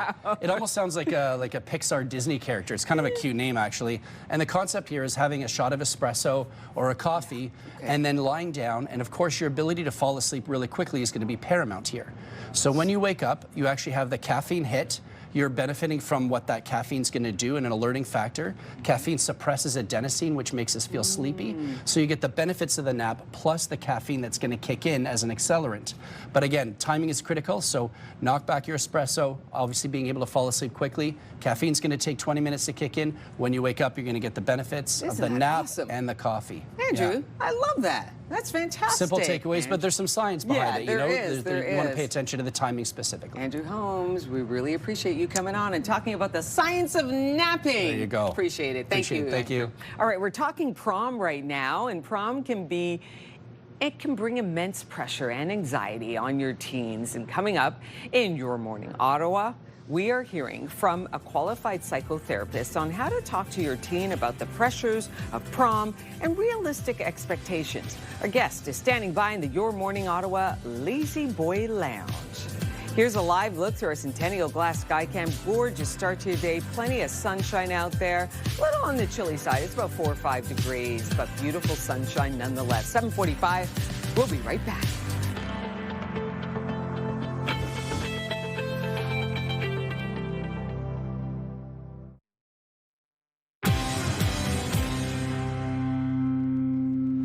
Wake up and win with CTV Your Morning and beancars.ca. We could pay your bills with a massive $20,000. Imagine what you can do with an extra 20 grand. The possibilities are endless. Today's code word is expense. Head to the contest page at ctvottawa.ca or scan the QR code right there on your screen. Enter expense with your info for your chance to win. The Your Morning $20,000 Pay Your Bills contest. Brought to you by beancars.ca, Carleton Place. Prom can be a magical milestone of the teenage years, but behind all this sparkle, prom can also bring a wide range of pressures and anxiety for your teen. Qualifying psychotherapist Jasmine Riley is here with how parents can talk to their teens about these pressures and set realistic boundaries as well. Good morning to you. Good morning. I love talking about prom because we think of the glitz, the glamour, but there's so much more that goes to it. And the good thing is teens are not alone in this. Yeah, it's so true. They're not.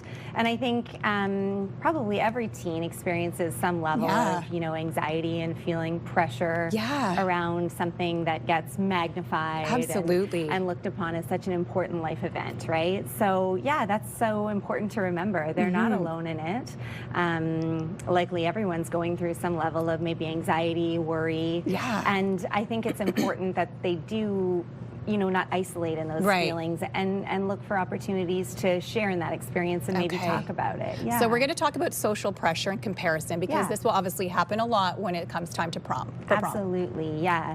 And of course, as we all know, living in a digital world and social media is a factor there, right? So I think for teens, it's probably really important to just focus on themselves. Yeah. There is that saying, comparison is the thief of joy, right? Yeah. And I think that's so true. So to remind our kids to just think about yourself and stop worrying about everybody else. Yeah, absolutely. And that, if they're seeing things on social media that do feel like a lot of, feels like pressure and you're comparing yourself, that's not kind, of course. It's not kind to ourselves to look at someone as better than us. And that social media is a place where people are performative, right? Yeah. It's a highlight reel and often those images are so curated and that person also might be feeling insecure. Right. Or different things. So I think again, going and comparing yourself is not helpful. Okay. And can really take away from having a positive experience. Absolutely. With prom. Yeah. All right, let's move on to the next topic, and we're going to talk about fear of rejection or exclusion. Yeah. So I think we can all agree that is part of life, right? Yeah. Rejection is not fun. We will all go through it at some point, and around prom, that's something I think kids really fear. Yeah. So around that, I would say, if we're working with a teen who's trying to cope with something like that, looking at it as sort of one disappointing experience in isolation, that is hard for sure, but not, a measure of your value in life or your future relationships or your level of attractiveness, right? And really just trying to see that for what it is. Sounds good. And helping kids cope through, getting support and tolerating the discomfort of that and the disappointment. Absolutely. Yeah. All right, we're going to have to move quickly through these last ones. Body image and appearance stress. Of course, this is a big one with coming at prom. Of course, yeah. I think I would probably really encourage teens and parents to help their teens look at this as being an important experience, right? The appearance is one aspect, but the experience and the meaning that it can, have in someone's life is more important, right? Right. I'm sure, Melissa, you can agree that looking back on your prom photos, you don't look at it and think, gosh, I would wear that today, right? No, absolutely not. The hair wasn't perfect, but I remember the moments, right? Yeah, exactly. So really trying to shift that focus to cultivate some presence that really has them leaning into the meaning making and the experience of it rather than so much focus on the appearance. Okay, that's so great. And last but not least, expectations. We all want this to be the perfect night. Yeah, except for there's not really such thing as perfect, no, right? Exactly. And often I think some of that meaning that I was talking about is made in the uncertainty and the awkward moments and the things that, pop up that you maybe weren't planning for or weren't forecasted as being the perfect night. So this is expectation setting, right? We want to create realistic expectations where, you can't control everything and things will go wrong. And how are we going to be able to be flexible around that? Yes. Absolutely. Well, thank you so much for joining us today and helping us deal with anxiety and the pressures of prom. How can people find you for more information? So I'm a psychotherapist, a qualifying psychotherapist with a group practice called the Resiliency Clinic. Yeah. You can visit theresilienciclinic.com. I think the phone number will likely be up on the screen right now as well, and that's where you can find me and some other really fabulous practitioners and counselors there. Wonderful. Thank you so much, Jasmine, for joining us today. Yeah. Coming up next on Your Morning Ottawa, some illuminating research on how menopause and other hormonal shifts can impact your liver health. We learn more. That's coming up.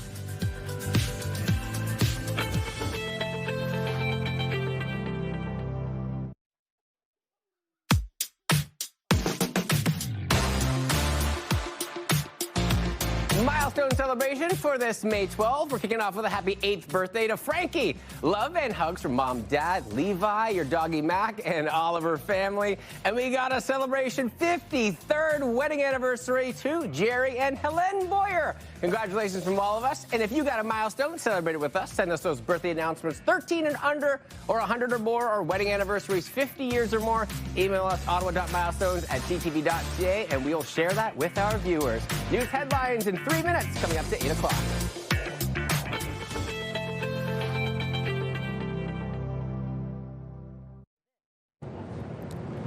It's Tuesday, May 12th. I don't feel that it is warranted or fair of an insurance company to ask me to go against my doctor's wishes. An Ottawa man is fighting his insurance company to get coverage for a drug, but the company wants him to switch to a cheaper version that could put his health at risk. Ottawa Charge fans will have to wait another day to find out who their team will face in the Walter Cup final after last night's Game 5 between the Victoire and the Frost were postponed. This is where all your dreams come true. You are the Moulin Rouge. And the Moulin Rouge comes to the NAC stage. We introduce you to one of the cast members. Your Morning Ottawa continues right now.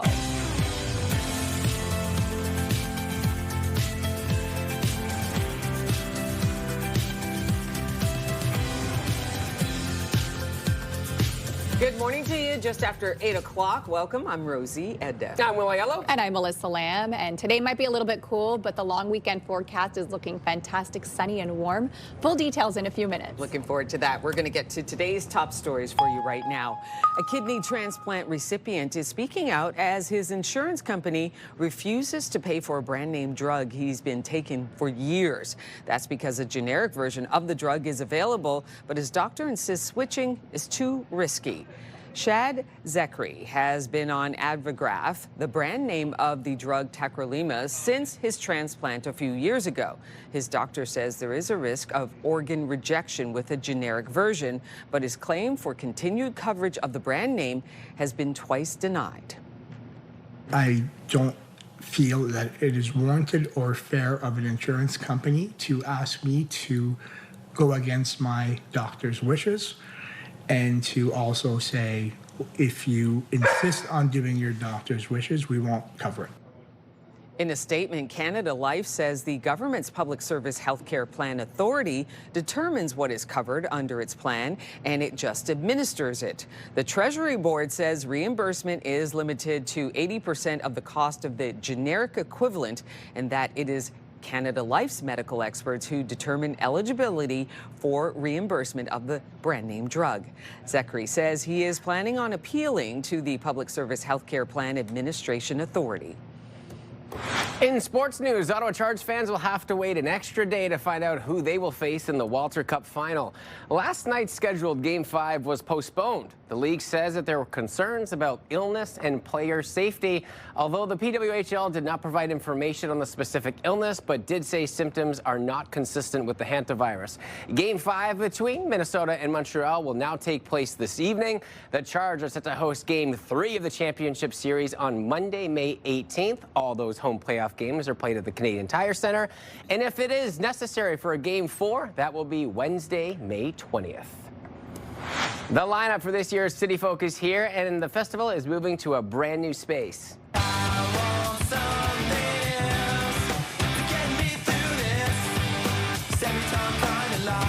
And that'll be in my head the rest of the week. Third Eye Blind are among the headliners for this year's festival.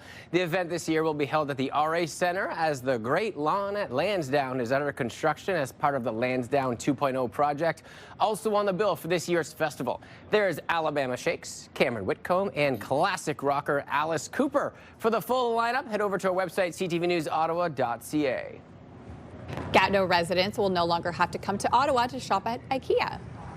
An IKEA plan and order point is now open at Les Promenades Gatineau. It's not a full store, but there is a selection of IKEA products at the location. Shoppers can also pick up online orders and access design services, and we don't quite know if the meatballs will be there yet, Melissa. The meatballs, the hot dog, the ice cream cones. I'm trying to think of all the things my kids make me buy them at the restaurant or when we're leaving, right? And as Rosie stated, just following the areas, the lines, the arrows on the ground, taking you right to the food court. Right there. Oh, incredible. Might be some good ice cream cone weather into the weekend. Yay. Not quite There you today, go. but yes, the long weekend is looking fantastic. If we could just skip through the next 3 days and get right to Friday, that would be fantastic. Temperatures still a little cool this morning. We're sitting at 4 degrees, so we're kind of fluctuating a little bit. 0 in the Valley, 3 in Kingston, 5 currently in Brockville. It is 7 in Montreal, so there is still a frost advisory in effect. We could see some patchy frost this morning, and that's because temperatures were quite cold overnight. The good news is nice and sunny. We will see that sunshine this morning into your afternoon, a few clouds later on today, and then overnight tonight we could start to see some spotty showers and then rain on the way for tomorrow. Most of the heavy rain happening in the early afternoon tomorrow in through your evening hours. We are expecting 10 up to 15 millimeters of rain in through Wednesday, and then still some spotty showers as we head into Thursday, kind of off and on. Friday morning could be a little bit wet, but it will clear up into the afternoon, and then we're going to see beautiful conditions on the way Friday and through the long weekend. Today, not so bad, especially when we look at tomorrow and Thursday. 14 degrees is the high for this afternoon. Same within the Valley. 13 for Bancroft, Cornwall area for today. 14 is also the high in Gatineau. 12 over in Mont-Tremblant. So over the next few days, we're going to see 3 days of below seasonal temperatures before we see kind of about 5 days of above seasonal temperatures. 4 degrees is the low for tonight. 14 is the high. 11 for tomorrow. So cooler conditions tomorrow. Soggy day. 15 millimeters of rain. Spotty showers in through Thursday, and more of that on the way early morning Friday, and then that's when the nice weather sets in. 20 degrees is the high to end off the work week as we head into the weekend, and even right through until next week, temperatures looking like they'll stick around into those low 20s. Debris on the left lane of the eastbound 417 at Saint Laurent is causing some slowdowns this morning. We also have slowdowns eastbound on the 417 at Moody and through Woodruff. Congestion westbound on the 417 as well this morning. It is quite heavy, so give yourself extra time on your roads.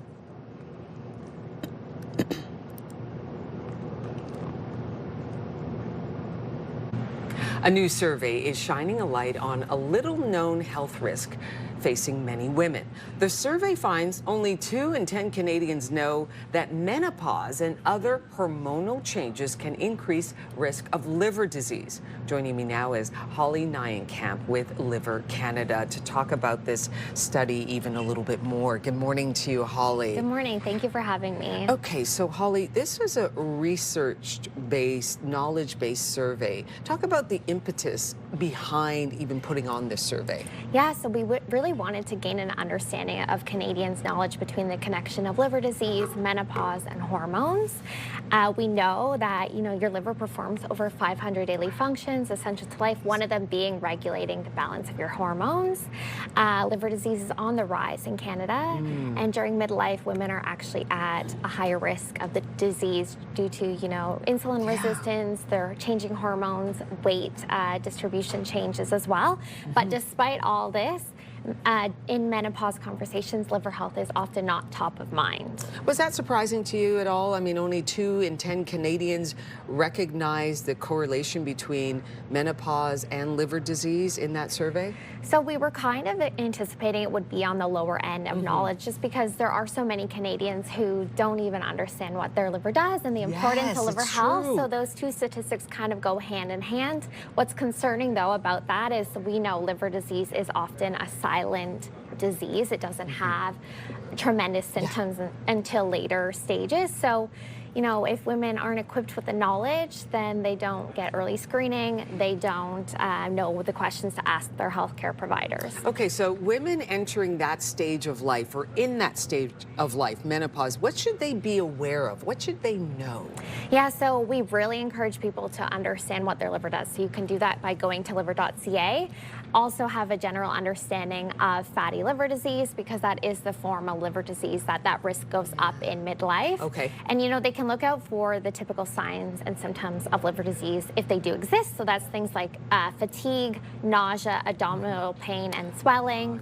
Also a lack of appetite can be one of those symptoms too. Okay, so we know about the symptoms which you just mentioned. What can women who are going through menopause do to lower their chances of getting liver disease in this stage of life? Yeah, that's a great question. The encouraging thing is that what you often do for your overall health during that time can also benefit your liver health. So that's eating a well-balanced diet rich in whole foods, fibers, good healthy fats, staying physically active, keeping your muscles and bones strong, as well as prioritizing sleep. That's also something that's beneficial to your liver health. Okay, so Holly, what kind of conversation should a woman going through menopause have with her physician about her liver health, her overall health? Yeah, so starting the conversation is definitely key. Liver health isn't always a routine part of blood work. So if you're entering that stage, we do really encourage you to speak to your healthcare provider about adding a liver test to your regular screening, and just having that conversation, even if you aren't, a typical more at-risk individual. It doesn't hurt to start those conversations early and get screened. What an interesting survey. Holly with Liver Canada, thank you so much for coming by. Thank you for having us. Thank you. Will. Great conversation. Well, still to come on Your Morning Ottawa. Ottawa's Capital Wave Swim and Water Polo Club make history, winning the Under-16 Girls National Championship. And we have a treat for you. We introduce you to some of the members of the winning team. I can see them right now as they stare down right after the commercial break. Outside now, we're Centennial Glass Skycam. A little cool this morning, but the sunshine is poking through. Stay with us, 8:12 on your Tuesday. We'll be right back.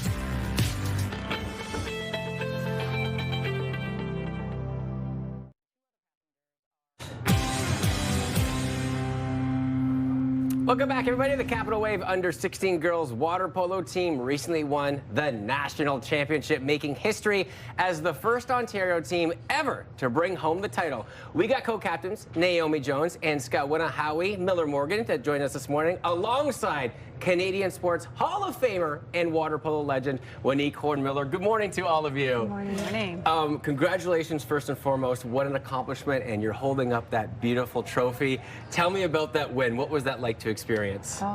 It was just like, I don't know. In that moment, I felt like light as a feather because the stands was like so crazy, and our bench was crazy, full of energy, and it was just like a weight had been lifted off because we had trained all year for such an accomplishment. So I think it was just like, I just felt so like happy and thrilled to end the 16 season that way. And you talked about the adversity, right? Because you were kind of the underdogs going into this, so it was almost like a surprise when you held the championship, when you knew that you had won, knowing that maybe you weren't going in there with the W. How does it feel now as a champion? It still feels surreal. Like, I can't believe we won. We were expected to probably place top 3, but just winning was crazy. And what's all the work that goes into preparing for something like this? Because this must just be years of training. So thinking about your journey up to this point, what has got you to be a winner? Practicing with our team, like we really make sure everybody's at every practice so we can just get used to playing all together. It's amazing, and coming from the world and obviously a legend in the space and a proud mama, how does this all feel from a get-go? It was amazing to watch them, and like they said, like I think the reason why this team did so well is that every team has a couple superstars, and we have some amazing veterans, but really what made this team different and why they succeeded was the entire team. Every single player scored, contributed, and these two captains do such a great job of making everybody feel important, included, and part of like the overall power of the team, and that it showed by winning, and they really were the underdog that ended up knocking off some pretty big giants. I love that as well, and like over the years, making history with Ontario, being the first team in Ontario to win. What's that like from your standpoint, growing up watching the sport? Watching, playing, I never won a national championships. I mean, I got MVP, but I never won. And like to be in the stands, and I can tell you, I've achieved a lot of things in my own athletic career, but as a parent, to watch your child and her friends who I've kind of chaperoned and shepherded all of these years, the joy, the pride, nothing can equal it, and at all. It is the most amazing feeling. Oh, I mean, well-deserved co-captains here holding the championship. What was the celebrations like after with the team? How much fun did you guys have after? We had a lot of fun. We all jumped in the pool, we pushed our coaches in, and then we did a big like wave on 3 in a circle. And yeah, we got out and we started crying because a couple of our players are also leaving, like they're moving away. So we were upset, but also like crying tears of joy. You know, pioneers in the sport, a legend in this space. What would your message be to athletes growing up? Maybe they're the underdogs and they're going, we're never the good team. We might not ever win. You're the underdogs. You're holding the championship, making history. What would your advice be to a younger athlete? Well, one thing I know based off of like years and years of playing this sport is anything can happen at any tournament, especially underdogs can show up and play their 100%. And it just really depends on like how dedicated you are and like how much you want to win. And like at our club, we have a saying, it's like 100% effort, 100% fire, 100% want. And you have to have all 3 of those if you really want to like make the top. And thinking about, especially in a team sport like this, chemistry is probably so important. How are you guys like a family when you come together? We're just all super close. Like it's one big friend group. Nobody hates each other. Everybody loves each other. We spend a lot of time together in the pool and outside the pool. Like we have team bondings and everything. I love that. Okay, so we have to ask the question now. Champions, what's next? I know you're losing a few members, but what's next on the horizon for the team? Well, I recently injured my shoulder back in October, so I've been rehabbing it, but this summer is going to be mainly focused on rehabilitation for my shoulder, so I'm going to be doing some cross-training like with a trainer, but yeah, so I'm going to be taking a step back from water polo for this summer so I can come back stronger next season. Amazing. Well, congratulations. Any final thoughts and memoirs from the mom? Well, you know what? I want to wish Naomi and her teammate Jillian, who are heading off to Croatia for the 16U World Championships this summer. She got Defensive Player of the Tournament, we got Coach of the Tournament, and Goalie of the Tournament. So we did pretty well, only to build next year. 18U, we're coming for you. I mean, no surprise that you guys are champions. Congratulations on making history, and good luck for the rest of the future. Thank you. Thank you. So amazing. Melissa, back to you. Well, from Canterbury to the big stage, a hometown star is bringing the dazzling spectacle of Moulin Rouge, the musical, home to the National Arts Centre. Stay with us. We'll have that just ahead.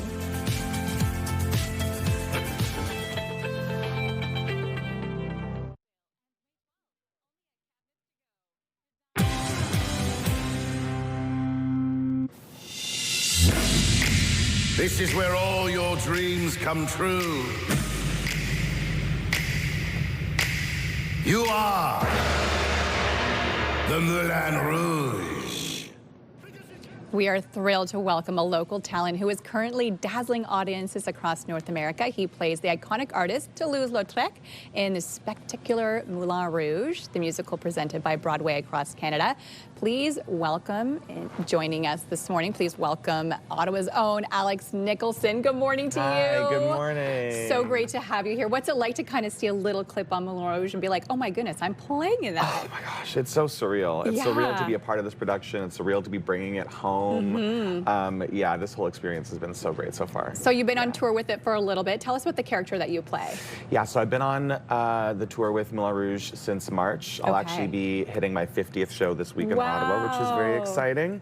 And Toulouse-Lautrec, he's based off a real person of the late 1800s, a French painter who worked, he would commission art for the Moulin Rouge. So he had those ties in real life. He was a aristocrat who gave up the life of aristocracy to follow a life of bohemian artistry. Fighting the good fight.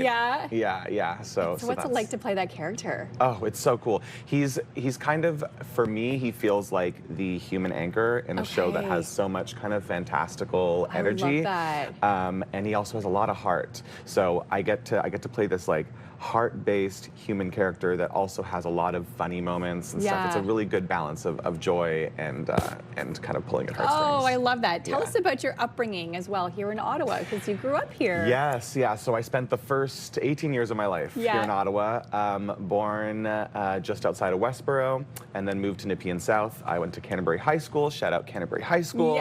I'm actually going to get to go visit my high school this week as well and talk to some students. I don't know if they know that, but if they don't, they do now. Oh, surprise. And I graduated from high school and then went to Toronto for 1 year. came back to Ottawa, and then said, I'm going to do it bigger. And I moved to New York for school, and I never looked back. But, wow. yeah. And now you're a full circle moment because this is the first time that you're going to perform at the iconic NAC. Yeah, I grew up seeing shows there. Yeah. My parents used to have an opera subscription, so we would go when I was a young kid, and we'd go see like a couple operas a year. It's where I saw my first musicals, Avenue Q, Wicked, Lion King. Wow. So it's going to be so crazy to step into that theater today from the other side and then look at these audiences. It's like your dream came true, right? No, it really is. And you get to live it tonight. Yeah, it's going to be. It's going to be really giving me special. goosebumps just thinking about that moment. Family will be in attendance, I'm assuming. Family, yes. I got about 12 people coming today. Wow. And basically every show this week, I'm going to have some combination of high school friends or grade school friends or family friends or family. Yeah. And what's your advice to young students who maybe are at Canterbury or maybe in the audience tonight looking, saying, I want to be on that stage as well? What's your advice to those young kids? I think the biggest lesson that I've learned in this industry is to always stay true to yourself, because it's very easy to kind of shift for what you think the industry wants or shift for where you think you should go based off of some preconceptions of your childhood or what you've seen other people successfully do, but everyone's journey is different. So I think just staying true to yourself and listening to yourself and persisting. If it's something that you really want, keep going. Keep on going. Yeah. That's such great advice for everybody. Well, thank you so much for joining us today and Thank you taking so much time for out of your having busy me. schedule. We really Yes, appreciate it. Of course. And of course, just a reminder, tickets are pretty much sold out. There might be like a few little random tickets on a few nights, but if you want some more information, of course, you could head to Broadway across Canada. Look for the Moulin Rouge. It is here until the 17th, and opening night is tonight. Well, all right, well, coming up on the show, we're going to be speaking about how to get more fiber into your diet in our kitchen segment this morning. Our guest is standing by, and we have so many goodies, and I've got my eye on at least two. We'll have that conversation coming up, but we'll take a peek outside to see what we're seeing. And temperatures may feel a little bit cool right now, but the sun is shining on your Tuesday. We'll be right back.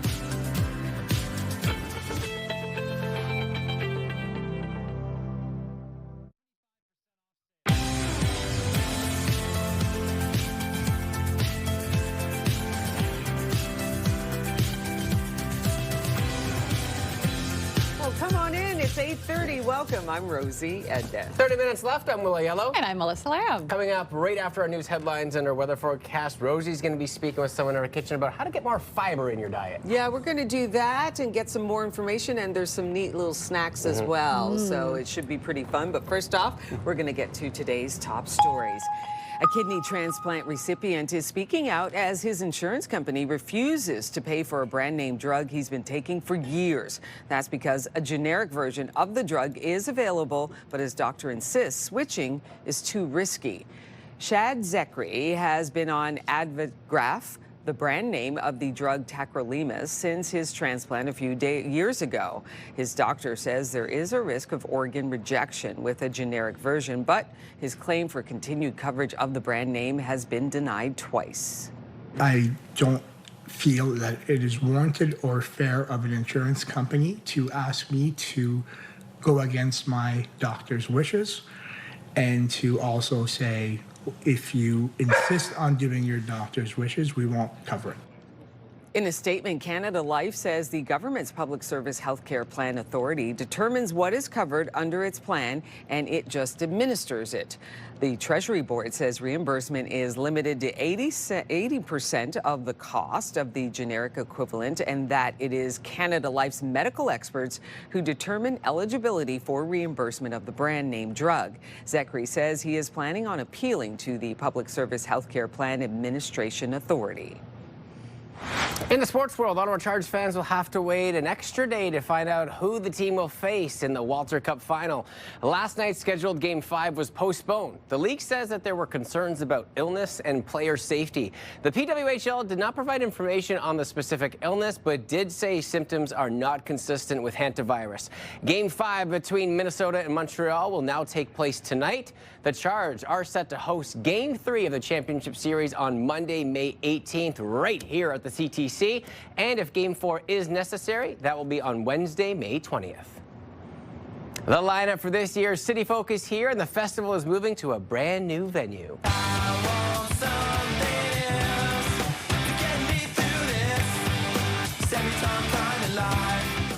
Third Eye Blind and are among the headliners for this year's festival. The event this year is actually going to be held at the RA Center as the Great Lawn at Lansdowne is under construction as part of the Lansdowne 2.0 project. Also on the bill for this year's festival, Alabama Shakes, Cameron Whitcomb, and the classic rocker Alice Cooper. For the full lineup details, head over to our website, ctvnewsottawa.ca. There was a significant emergency response in the Byward Market last night, and a stretch of Rideau and William Streets were closed for just under an hour. Several police vehicles were called to the scene from RCMP and Ottawa Police. Fire crews and paramedics also attended after a person in distress was spotted on a roof. The situation was resolved safely by 7:30. The tech company, already facing a lawsuit in BC from the victims of the Tumbler Ridge shooting, is now being sued by the family of a victim killed in a Florida University shooting last year. The suit alleges ChatGPT enabled the attack. This is a lawsuit that we feel has great merit, but also is relatively groundbreaking. The complaint cites conversations between the suspected shooter and the app. The suit claims OpenAI failed to detect a threat in ChatGPT's correspondence. The widow of one of the victims alleges the company put profits over safety. OpenAI denies any wrongdoing. Ontario's health minister says a third person is isolating in the Peel region due to possible Hantavirus exposure. The couple in Grey Bruce absolutely is still self-isolating. They continue to be asymptomatic, and obviously the local public health unit is monitoring closely. We do have a third individual in the Peel region who is also isolating and being monitored by the local public health unit. Health Minister Sylvia Jones said last week 2 people from the same household were isolating in Grey Bruce County. Jones says they continue to be asymptomatic. The remaining passengers on the ship were set to depart from Spain yesterday. The ship itself is heading back to the Netherlands, where it will be disinfected upon arrival. 4 Canadians are isolating in British Columbia after being brought home on a chartered flight. Ontario Provincial Police are warning motorists about potential risks associated with the seasonal tire change. OPP shared this photo showing the damage done after a tire came flying off a vehicle, jumped the median, and then slammed into another car's windshield. This happened on the 417 Friday night, but OPP say that it happens frequently this time of year thanks to the switch from winter to summer tires. After 100 kilometers of driving, you bring your vehicle back in and get the tires retorqued. This ensures that they are as tight as possible on the vehicle in case anything had loosened up during the time that you were driving after they were initially installed. So we definitely recommend that you do that. Obviously, you can see how dangerous it is if the tires do come off. Police say the driver in this incident suffered injuries, including glass in their eye. They are reminding you that you will be held responsible if your tires fly off the vehicle. The fine for driving a, quote, unsafe vehicle can range from $2,000 to $5,000. From jewelry to private letters, Marilyn Monroe's hidden world is heading to auction. People that knowing that you can actually buy something that did, touch her skin or was written by her hand. I mean, it's not just something that's once removed as merchandise. This is something that's very intimate and personal. The memorabilia offers a rare glimpse into her private life. Items up for sale include clothing, jewelry, handwritten notes, paintings, and poetry. Heritage Auctions is hosting the sale, which happens June 1st and coincides with what would have been the star's 100th birthday. Wow. Incredible pieces. Look at that. A lot of goodies up for sale, and I imagine with the combination of the birthday too, many people will be flocking over there to snag a piece of some memorabilia. Absolutely. Stunning. Our forecast today, not so bad, but we do have a couple of wet, cool days, and then the long weekend. Sunny and temperatures into the 20s. So the long weekend is looking absolutely beautiful at this point. This morning still cool and sunny into your afternoon. And then this week, yes, a little bit wet and a little bit below seasonal. That's okay though, because the long weekend is looking fantastic. The frost advisory is over for us here in the city. Temperatures are now at 6 degrees here in Ottawa. It is 8 in Montreal, 7 in Cornwall. So finally warming up, even the valley sitting at 3 degrees this hour. So we are seeing warmer conditions this morning because it was quite cool earlier this morning. Nice and sunny to start things things off. So we will see that sunshine in through your afternoon today. No rain in store for us into your day ahead. Overnight, though, we could start to see a few spotty showers in the forecast and early tomorrow morning, but that heavy rain will start around noon hour tomorrow and continue in through the evening hours. So we are expecting 10 to 15 millimeters of rain in the forecast for us tomorrow. Thursday, kind of these spotty showers that will linger off and on throughout your Thursday, and then everything will clear up Friday morning, and we will get to see more sunshine into your afternoon on Friday as well. 14 degrees is the high for today, so still a little bit below seasonal, but it's not looking so bad out there. At least it will be nice and dry and sunny into your day ahead. 14 is also the high in the valley as well as in Gatineau for today, 16 over in Montreal. So over the next couple of days, we will see 3 days of below seasonal temps before we see 4 days of above seasonal temperatures. 4 is the overnight low for tonight. 11 is the high for tomorrow, so quite cool tomorrow. A wet, soggy day. Not a lot of sunshine in the forecast for us tomorrow. 9 is the overnight low, so at least overnight lows will be a bit warmer as we head into Wednesday and throughout the rest of the work week. As we head into Thursday, temperatures reaching a high of 14.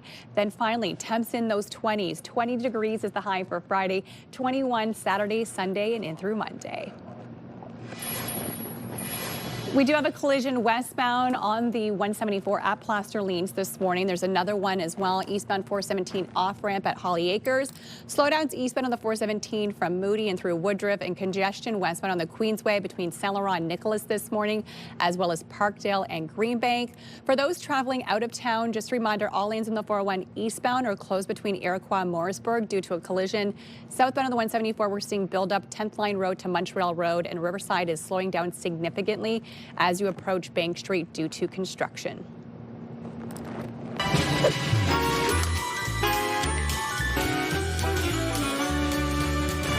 Here we are in the Your Morning Kitchen, and did you know many Canadians are struggling to get enough fiber in their diet?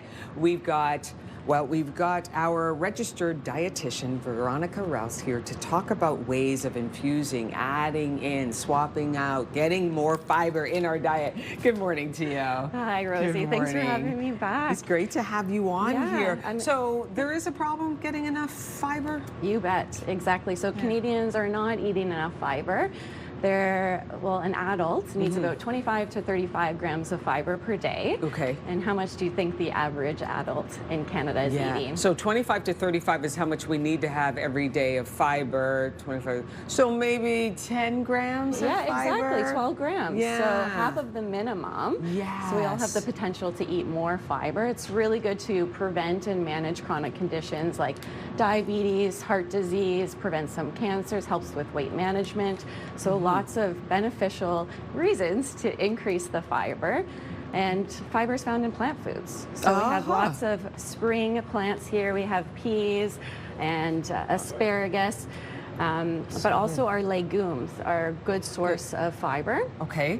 Is it just a rule of thumb, your green vegetables have fiber? Is that good to say? Is that right? Definitely, but all fruits and veggies do have fiber. Good. Okay. These legumes have more fiber, though, and that's why I'm excited to partner with Felicia Pasta today, because they are a better for you pasta. They've from Italy, launched in Canada last week, and they are made with these lentils, chickpeas that are going to increase our fiber and protein. So 3 times the amount of fiber and 2 times the amount of protein compared to regular pastas. Okay, you're a registered dietitian. What is fiber? Like, why do we need it? Why is it so essential? So fiber helps with our digestive health, and it kind of gets rid of all that extra gunk as we're going through the day. So that's why it helps to remove cholesterol. It helps to manage our blood sugar levels. And when we have something like high fiber, high protein meals, when we substitute regular pasta for something like this chickpea pasta that I'm going to show you, it actually makes us feel better. All right, let's do it. Let's make a little pasta salad. Is this going to be like a pasta salad that you're making? Let's do it. So and you can choose any fruits and vegetables, but I'm doing a lot of spring vegetables here today. Okay. So you can start throwing anything in, really, but we'll start with peas. Adding more protein here. So that's protein. And then color with the tomatoes, lots of antioxidants. Yeah. Oh, the cucumber is so lovely. And then the spring asparagus. Touch it. There we go. And really throwing in anything that's in your fridge, what's on sale, you could do that. Okay. And then some crunch with some pumpkin seeds. You can actually sprinkle, you can do the dressing. So that's homemade, olive oil, vinegar, mustard, and honey there. And It's we'll so just throw simple. some- Exactly. Olive oil, vinegar, mustard, honey. Yep, you got it. Oh, wow, it smells so good. Oh, I'm so glad. Okay, you're going to mix that up. Should I add the dressing right now? Please or? do, yeah. It'll be Okay. easier to mix. Okay. Yeah, do you make pasta salads at home? I don't make that many. No, I just make like your spring mix salad, just the greens. You're right. But it is great to get that little kick of fiber, which comes from the pasta. Can come from the pasta, right? Exactly. Because And protein so too. So you don't have to add extra protein here because Really? it's coming from the chickpea pasta. And that makes a complete dish. Really great for lunches or bring to a picnic or a gathering. Good. Okay. Did you want to try it? Yeah, I'm going to grab that fork over there. I'm going to take a little bit of the cheese off because I'm like a little, I just want to grab into the, absolutely. pasta Here you there. go. Thank you. No problem. Gotta try this. What do you think? Oh. Tastes like summer. Yes, absolutely. The It's warmer really weather, we nice. want more like light, fresher tasting meals, so this is perfect for that. Oh, that's really nice. Nice little sweet touch at the end too with Yes, that the dressing. Exactly. This is so lovely. Thank you so so glad. much, Veronica. My pleasure, Veronica, for Rosie. coming back on the show here, talking about ways of getting in fiber. Yes. My mouth is still full. That's okay. I'm going to enjoy the rest of this. Thank you again. My pleasure. If you know of a great chef or restaurant you think we should feature on a show, let us know. Send us an email, yourmorningottawa@ctv.ca. Melissa.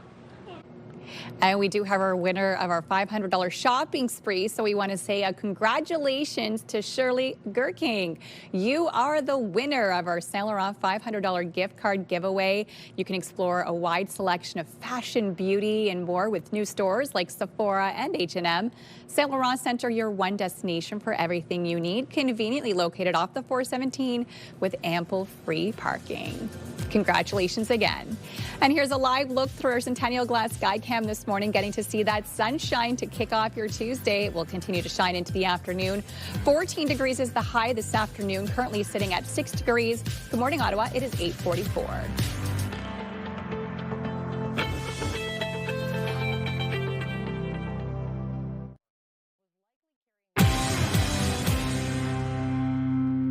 Oh, we got a treat for you this morning. Chris Gormley joins me. You ever heard of the Trues? You ever hear those amazing drums in the background? We've got the legend here joining us this morning, and we get a sneak peek at a little performance as well. Good morning to you. Good morning. Thanks for having me. It's so great. You know what? Thinking about your musical journey as well, being a part of such iconic bands, rock and roll drummer, what was that like for you experiencing growing up through the years?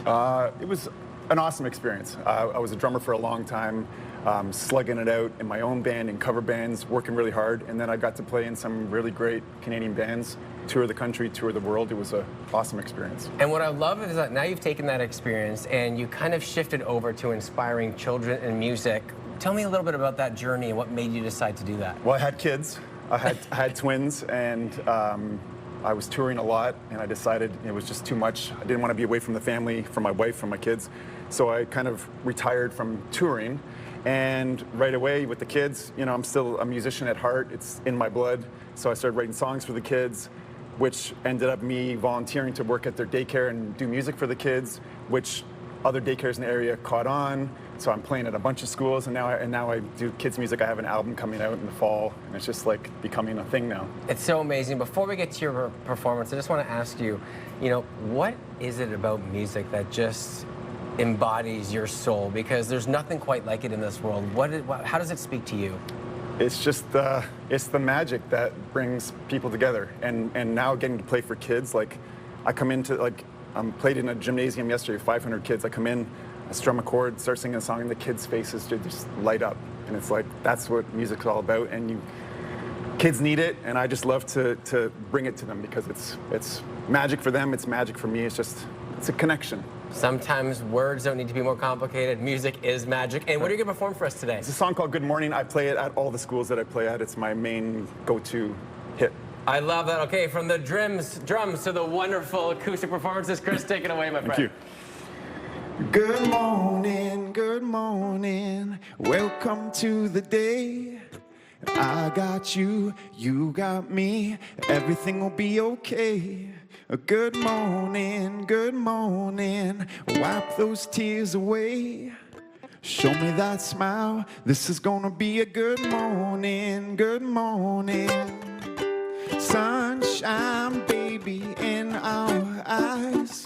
That's all we need to make it. Through the clouds, baby, there's blue skies. There's a light and we can take it. Good morning, good morning. Welcome to the day. I got you, you got me. Everything will be okay.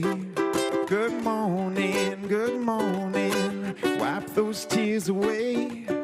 Show me that smile. This is gonna be a good morning, good morning. Get up. Do do do do do do. We gotta get up. Do do do do do do do. Shooting stars, baby, in the night. In the morning, they're not leaving.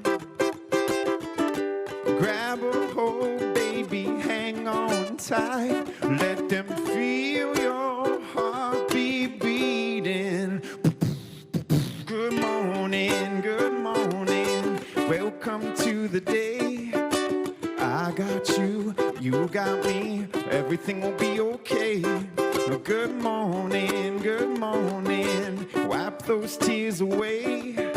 Show me that smile. This is gonna be a good morning, good morning. And if you wanna cry, baby, that's okay. And if you wanna hug, baby, that's okay. And if you feel tired, baby, that's okay. It's okay, cause we're doing our thing today. And if you wanna sing, baby, that's okay. And if you wanna touch the sky, baby, that's okay. And if you want love, baby, that's okay. It's okay, cause we're doing our thing today. Good morning, good morning.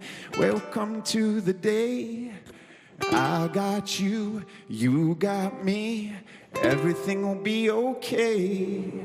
Good morning.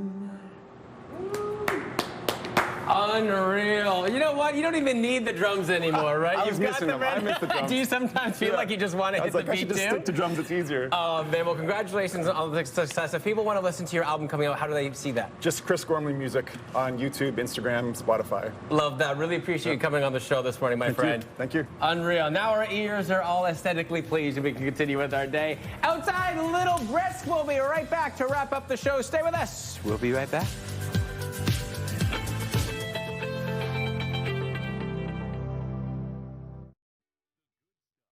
Ottawa is always on the move. We're a big city with a laid-back vibe. where foodies love their sweets and markets bursting with flavor. Wrapped up in waterways and hot summer days. This is a city where culture is on display. And the future meets the past. Where people come together. Always proud. Often loud. Whee! And positively the best place to live. We move with you, Ottawa!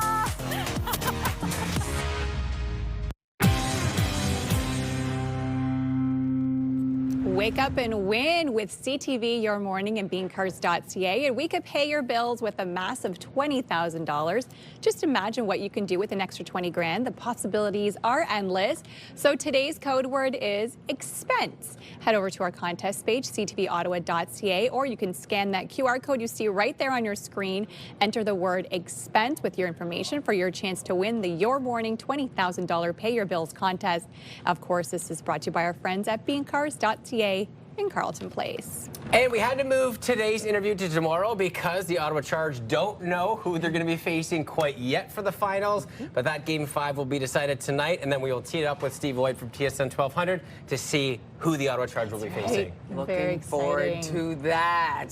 Me too. And looking forward to them just taking over the CTC and doing what they do and packing them in. It's going to be exciting stuff. So amazing. And to have record-setting number for the PWHL, let's keep that rolling on. So good. Grab a sweater. I know it's a little chilly out there, but don't forget the sunglasses. We'll be right back. We'll be back tomorrow, actually, at 6 a.m.